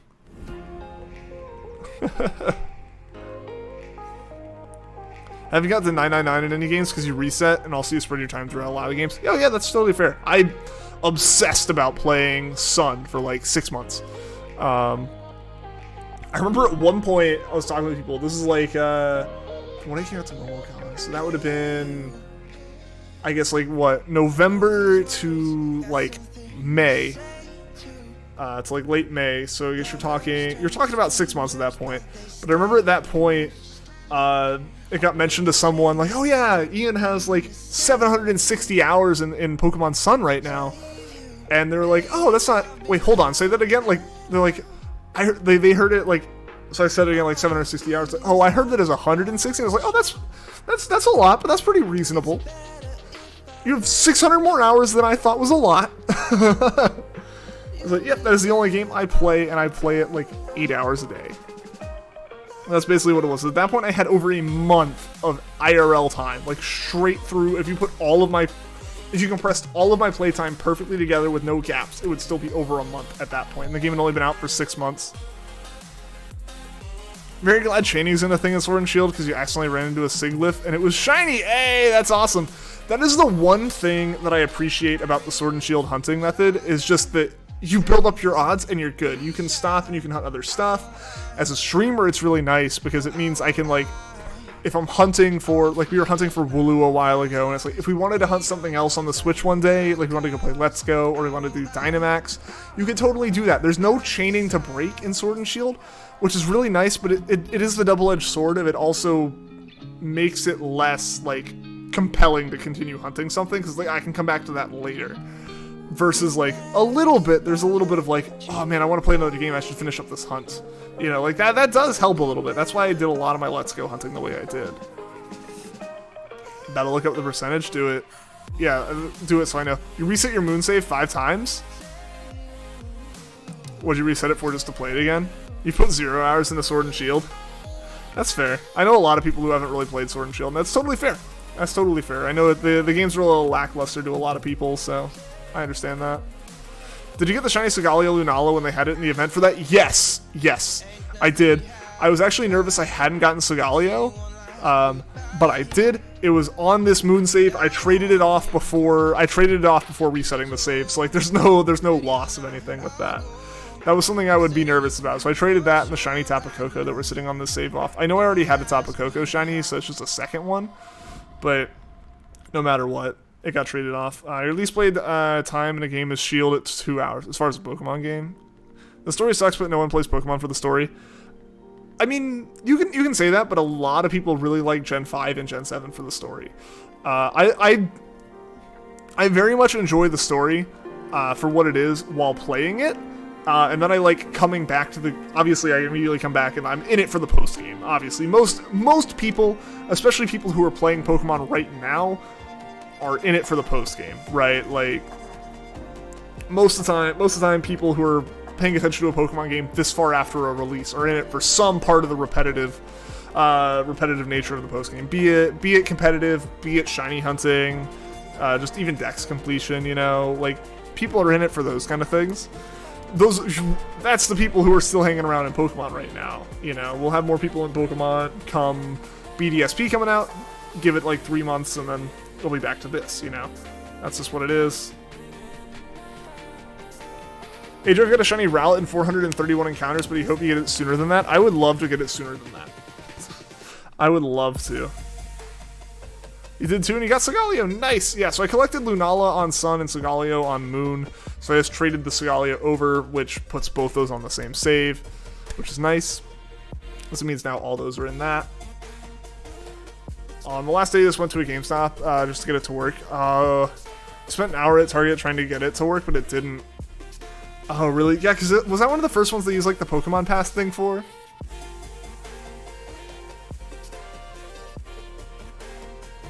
You have like 200 hours of Pokemon Sword. Nice! I don't know how many hours I have in it. It's probably pretty high from Dynamax Adventures. We gotta do Dynamax Adventures again at some point, guys. I don't know when it'll happen, but it will happen. Because yeah, I definitely want to be able to do those. It's fun playing those with you guys.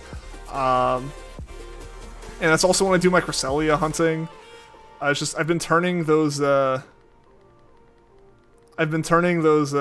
days of what am I trying to say?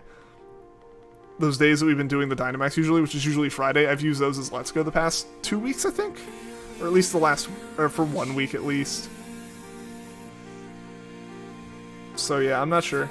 Or we did Diglett 1 week and then we did Let's Go last week, yeah. So we haven't done Dynamax in a little bit, so we'll have to figure out a time to do that again. Yeah, Pokeball Palette of Magearna, nice. They're good for legendary shiny hunts, yeah. You want to do Gold Jelly and Dynamax hunts, yeah. So it's been fun because it's the way to legitimately get like non-event shiny Tapus. That's been the biggest thing for me. Honestly, once I do those, eventually a Solgaleo and Lunala hunt will happen, and then that'll be it. That'll probably be the end of me doing Dynamax regularly, just because at that point, the only other things I have are the Legends. So I'll probably swap from Dynamax back to doing some more like regular Sword and Shield hunts, just the wild encounters and everything. Shiny Keldeo with Wonder Garden in online battle. Oh, you forgot how to get her? Oh no! Feed it out. What about Necrozma? That's also a good point. Okay, yeah. Basically, I'll do the Gen 7 Legends that I don't have. So I'll probably do the Tapus, take a break, and then come back to Solgaleo, Lunala, and Necrozma in some kind of order at some point. But yeah, for the time being, we're doing Tapus. That's the focus of Dynamax. We get Tapu Koko and Tapu Lele left, just because they do take a while to do. And once we get those, I'll probably take a little bit of a break. Penguin Taco, welcome to the stream. How are you doing today? Sorry about you being late. You're all good. You're all good. Glad to have you here.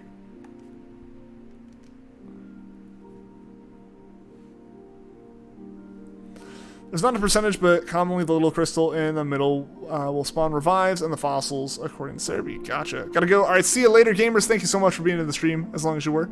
Hope to see you again soon. Doing fine with your day. You just popped in because you got home today. Awesome. Awesome.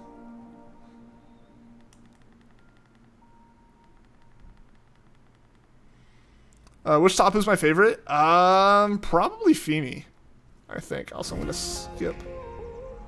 skip those songs playing again.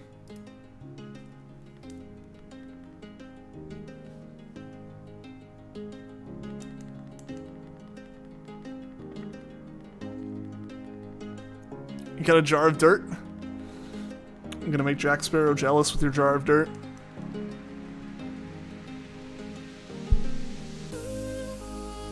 Went to a restaurant for your graduation from elementary school. Oh, that's awesome.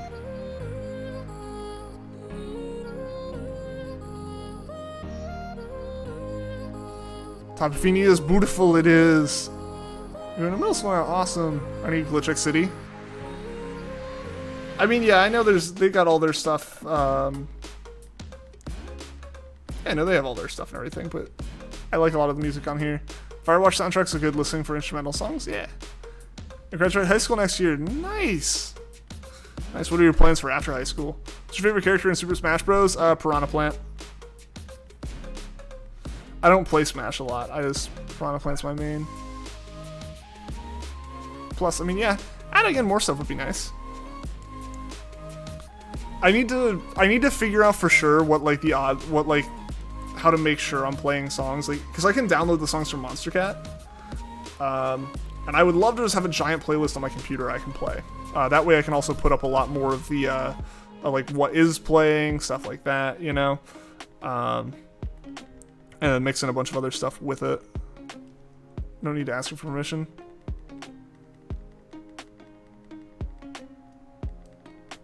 I mean, that is really nice. It's really awesome of some, like, the musicians and stuff like to do that. Discord's struggling to load, oh no!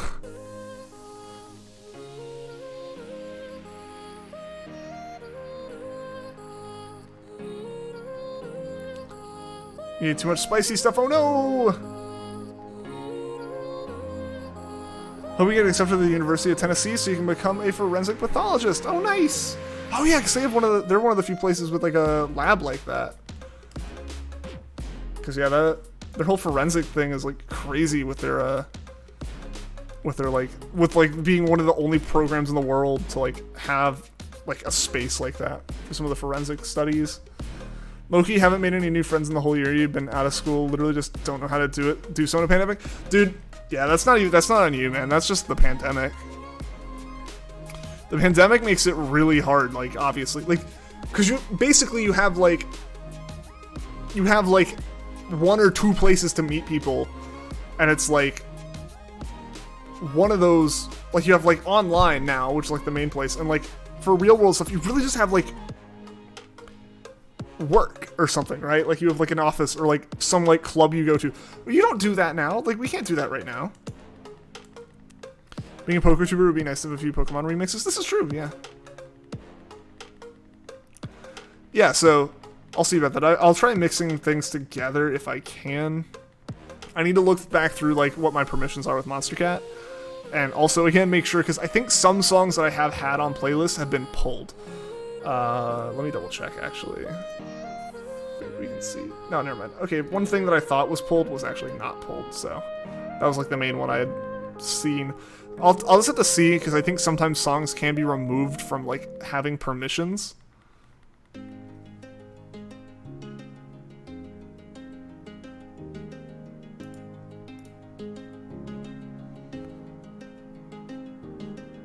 Alright, we're actually gonna swap over here because a lot of times those songs like play in a row because they're like new releases, but it's like the same song released on like 3 different albums at once. Yo, Shadow Bonnie Gaming, welcome to the stream. How you doing today?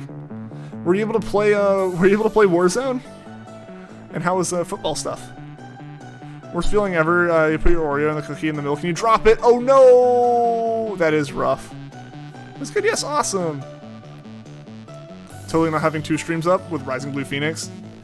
Yeah, I was talking about it earlier. It's kind of a shame that like we overlap so much on our streams, because I really like watching his streams and just hanging out in there. Same with like Puffin. Puffin, for me at least, like I have a little bit where I can like kind of have his stream up while I'm finishing work and everything. But just so many of the streamers, including me, stream right now. It's hard to watch a lot of people, just because like, you know, I'm streaming at the same time as them. So ideally, you know, I'd love to stream at a different time, but work is work. I only have so much I can do. Very tiring. I feel that. Hyper Potions, all you need to do is credit them and you can play them on your videos and streams. I'll set to make sure. I know with some Hyper Potions at least, I get it because they're on Monstercat. So one of the benefits, and I'm not saying it, I don't think at any point any of the creators or artists or bands who are saying, hey, use our music, just you know, mention us on stream while we're playing, or, you know, have us in the description or something. Like, that's totally fine. I totally believe that they mean that. They have the rights to say that, like, creators and streamers can do that. I 100% believe them with that. The benefit still that I get from Monstercat is that Monstercat is a big enough player in that space that if something I am playing from Monstercat gets flagged, I can go to Monstercat and go, hey, look at this, and either Monstercat had a false flag and they immediately remove it because like, oh yeah, that was us, sorry. Or if it's another big company, or if it's a smaller person just copyright trolling, Monstercat has the resources to go after that. Like, no, that is our copyright. Like, basically, they can go after I'm like, no, this is our copyright. They have a right to use it. You are now in trouble with big company. So that's the nice part about Monstercat, in my opinion. As someone who has had issues with channels in the past, I remember at one point, outside of the issues I had with all the stuff way back during the Trico hunts, I had one other time when Let's Go first came out that someone just put a random flag on one of my Let's Go streams. That first Let's Go stream. And it was just a random point. The only audio was game audio and me talking. Like, there was no music, there was nothing, and someone still, popped it and claimed it. Fortunately, that wasn't a big thing. They let it go as soon as I went, no, you don't have any rights to this. But, that's the kind of thing that it's nice to have the reassurance that if I do get hit by another company or something, Monstercat has my back in this situation. At least as much as they need to, So, that's the part I like. If you have an Now Playing thing, it'd be easier to credit to. Exactly, and that's why that's one thing I would love to have all the music saved locally for. That's where I just gotta make sure Monstercat's not gonna pull any songs. Like, if I were to download my playlist and say Crab Rave suddenly wasn't part of the Monstercat Gold thing, all of my old streams that include it are fine. They know that it was still available at the time that stream was uploaded.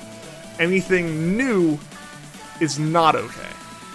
So, let's say I download all my songs I have now. Crab Rave's one of them. They take Crab Rave out. I just sing a Crab Rave because it's one that we all know in chat. I can then, Monstercat will then go, what the heck, you can't use that. Like, oops, So it's like, I don't think it would end up being too big of a deal. I think it'd just be an, oops, sorry, I'll delete that, minute of stream or something. But, it's still something that when I'm playing through their player, I don't have to worry about.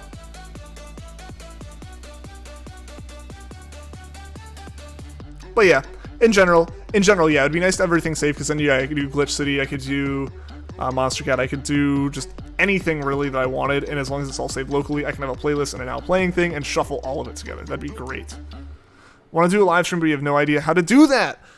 It's pretty simple. What would you be streaming? Also, by the way, I knew this would come up again, so have fun with it. You had good luck. Your friends are over. All right. Well, have fun with your friend Shadow Bonnie. I'm glad you're able to stop by the stream. Having variety is good too. Oh yeah, absolutely, absolutely. Having the variety is great. And like you mentioned, having some stuff that's more video game based. Heck yeah. Especially more Pokemon based and everything. That would be really nice. Your drawings would be streamed. Oh yeah. Yeah, so you have an iPad, so I'm assuming that's what you'd be streaming, the digital drawings, I'm guessing, one?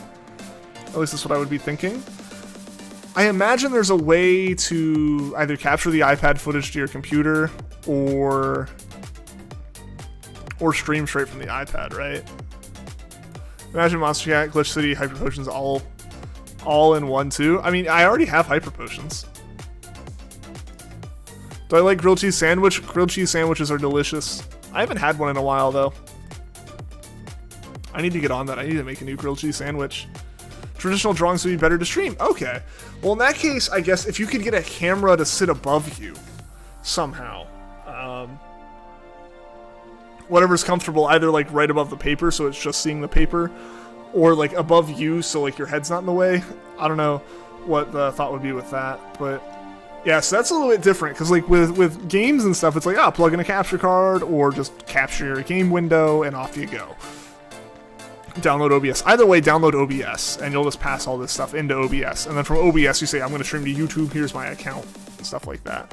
Hyper Potions has a few songs that are Monstercat rights, but they have singles too. Yeah. I'll look into it some more. With time. Because yeah, more music is definitely something I've thought about in the past. That sounds simple. Yeah, so OBS is really nice, because you basically just have OBS, and it's you can make your layout and everything, and then you just go in and say, I want to add a game capture, or I want to add a window capture, or I want to add a camera. And just, okay, well, pick which window, pick which camera, and you just pick it, drop it on the screen, drag it to the size you want, boom. Then in settings, you go, my stream, I want to connect to Twitch, or I want to connect to YouTube, and all this stuff. Finding a capture card in 2020 is pretty hard. 2021 is pretty hard. Yeah, I guess I'm lucky I have a Micro Center right by me, which means I'm able to just drive there and pick stuff up, which has still been decently in stock.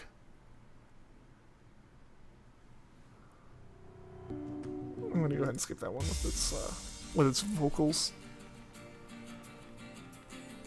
And this one probably also has vocals too, though. This music is great, but it gets repetitive. Yeah. It's probably why most people have a big playlist of brand new music. Yeah. So that's one thing where it was a system that was working before, where it was like we would finish the music and then we would go to a random playlist, because I have so much music here. I have all this music that I've never touched. Like, let's just go in here and drop into a song we haven't ever played on stream before. We've never played this on stream. We have it. There's so much on Monstercat that I'm allowed to play. It's just, it's not something that I'm able to pick up at random. Like, if I'm just listening to music and like doing something else, it's hard for me to like pick up this is going to be a good stream song. So I'm really only listening for stream songs during the stream. And once we hit the 2-hour mark worth of stream music, we had our music. So yeah, it's definitely something. Getting more music is nice. So Glitch City is definitely a good pick. Hyper Potions is also a pretty good pick, as far as just like knowing that their songs are gonna fit well with a stream, because not a lot of lyrics. Knowing that if there's no lyrics, there's not gonna be any profanity that I'm trying to prevent from being an early stream song. Stuff like that. Yeah. It's like, this music's good. I definitely like having it. It's definitely worth the money, even if it's only part of my music on streams. We'll just have to see. I'll just have to double check what my stuff with Monstercat is like, as far as rules of streaming it in certain ways and stuff, Make sure I'm all good there, because, again, Monstercat's great to have on your side. It was not good to not be on their side, for them to not be on your side in a situation, Glitch City is mostly Pokemon and video game remixes. I'm aware of what Glitch City is, Vanillix. I know them. I've heard of them. I know they're on other streams and stuff. Oh, hi, Adele. You don't ever actually see the cat, you just see her tail. But yes, I know Glitch City is like very fitting music for this.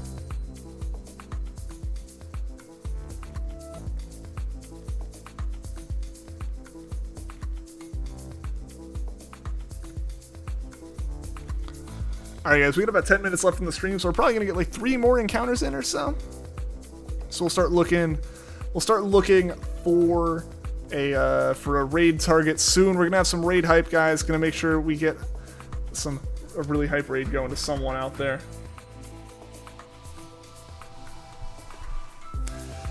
Yeah, I got a different pop filter that Adele can't move, and now she just likes moving the whole mic. Are we gonna raid someone? Absolutely, Coleslaw. Absolutely. I don't have a raid target picked out yet. I will be checking on who is live in a few minutes. I have a playlist of YouTube songs for your streams. Made sure there would be no copyright problems, and it's so nice. Yeah. Yeah, so I just like to have a local playlist for it, because if I had a local playlist, it would mean it would make it easier for the now playing thing. It would make it easier to kind of mix stuff around and get audio levels just right and everything. Sorry about this request, but are you going to make the photos into emote in Discord? I'll look into it. Penguin Taco, like I said, I couldn't do it from my phone because they're just too big. I might do a little bit of cleaning up on them just to make sure like the resolutions and stuff look right, as well as cleaning up. I think when someone made them transparent backgrounds, it didn't quite pull them fully transparent. There's like a white border around them, which looks weird in dark mode. So I'll look at it. It might not be tonight. It might be like tomorrow around noon or something. I'm not sure. At least the Rowlet with a crown will become an emote. Does Monstercat have a now playing thing? Not that I'm aware of being able to grab for a stream. I'll look into it and see. I think like there's ways to do it from Spotify and everything. But it'd be nice if I could just download like FLAC files and use like Foobar or something to play them. Sorry about the request. No, you're all good, Penguin Taco. You're all good.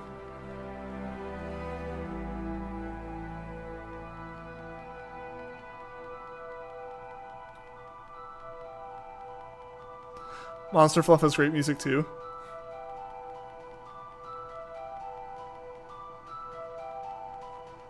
Speaking of fluffs, Adele has completely taken hostage one of my hands.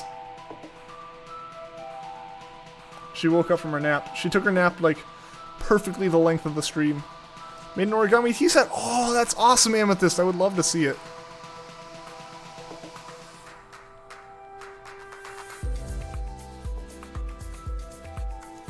Heard the name Rising Blue Phoenix. Is he still alive? I'll have to check. We did raid him yesterday. I have no problem raiding people twice in a row, but if there are other people we haven't raided in a while, I would like to kind of spread that around, you know? But yeah, RBP is a great dude. Definitely worthy of a raid, for sure.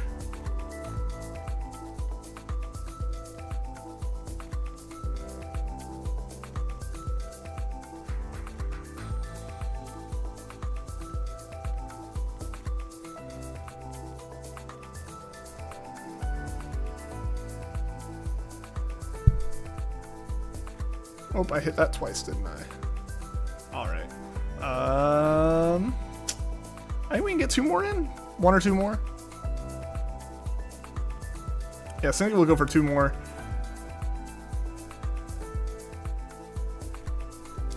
I'll go ahead and pull it up. It'll still be a little bit, so I'll refresh it. So I'm not setting in stone who we're rating, but I can at least get a good idea of who is going. Because yes, Rising Blue Phoenix is indeed live. Shiny Shack also appears to be live. We will see who all is live when I search for shiny hunting. Yeah, Rising Blue Phoenix is live. I am live, obviously. Epic Zero is doing some stuff. Jordan the Wizard. I Will the Gamer. Captain Shakespeare. Shining Umbreon is live. Ooh, we might raid Shining Umbreon. Raided them a little while ago. When the stream is over, they'll post a mini competition for a chance to get shiny Pokemon. Yeah, that's awesome one. That's awesome, dude. Yeah, and any competition we run in Discord, we can definitely move the champion role around to people. We can pick that back up as more of a role. Yeah, he is still live. So Rising Blue Phoenix is indeed still live, doing Necrozma and Phanpy.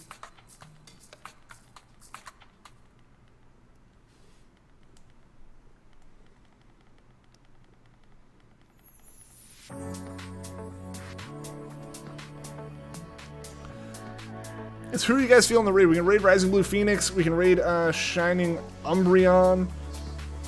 Shiny Shack. Shiny Shack is playing Sims, so we will we'll be raiding one of those 2. Those are the 2 that I know. What are you guys feeling?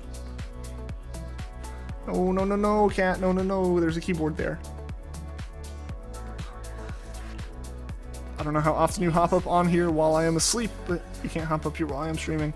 Try hosting and see if you like it. And if you can, you run it. If you can run it well enough. Yeah, awesome, dude. Yeah, would love to have someone running those, because I like the idea of, you know, community-driven community things happening. You know, I think it's really nice when like the community is getting involved with the stuff and helping set it up and everything. The Bluebird is still live. Currently not live, but if you were here, you probably would not be here. Probably not.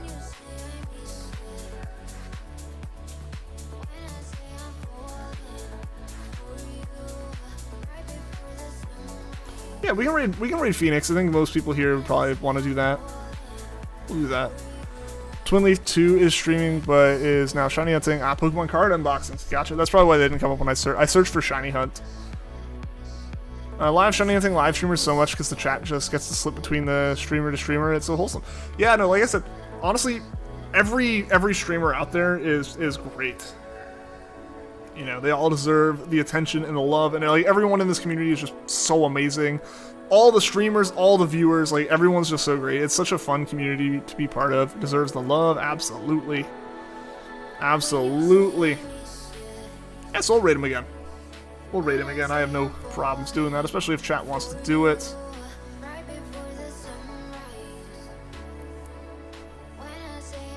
That Rowlet looked so bored as I saw reset, because I guess he was in the middle of blinking.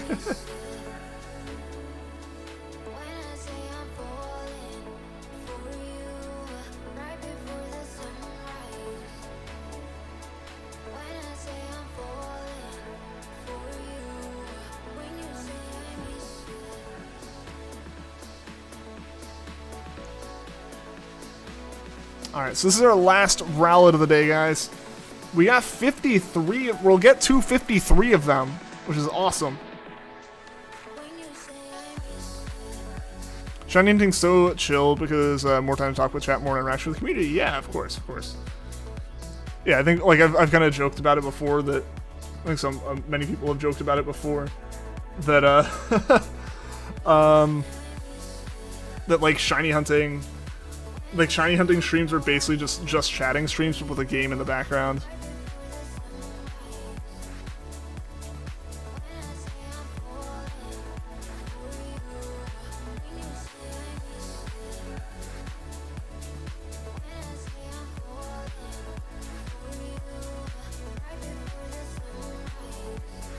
Man, with the new camera angle, it's hard to see the cat. She chills on my lap just as much as she was chilling on my lap before. It's hard to see her now. 2 spots in the cave with 100% fossil rate. The blue rock in the middle of the top floor and a small spot with 3 blue rocks on the way to get Mewtwo. Ooh, that's good to know. Dip your toes into shiny hunting streams again? Heck yeah, dude, go for it.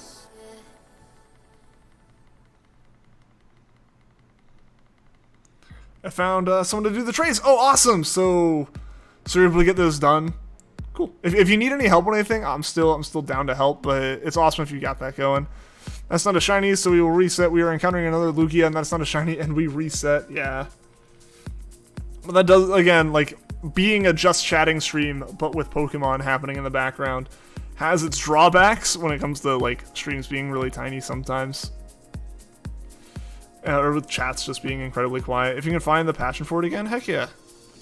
You got burnt out when Sword and Shield came out. That's fair. That happened to me too. I mean, that's part of why I'd like picked it back up for a little bit and then went back into my hiatus again. And only recently really got back into it, you know, in like January.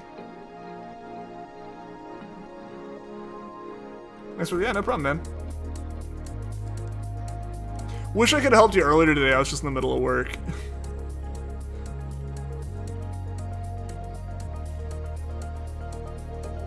All right. Well, Rowlet number 53 was also not shiny, guys. Thank you so much. I'm going to refresh, make sure Rising Blue Phoenix is still alive. He is. There we go.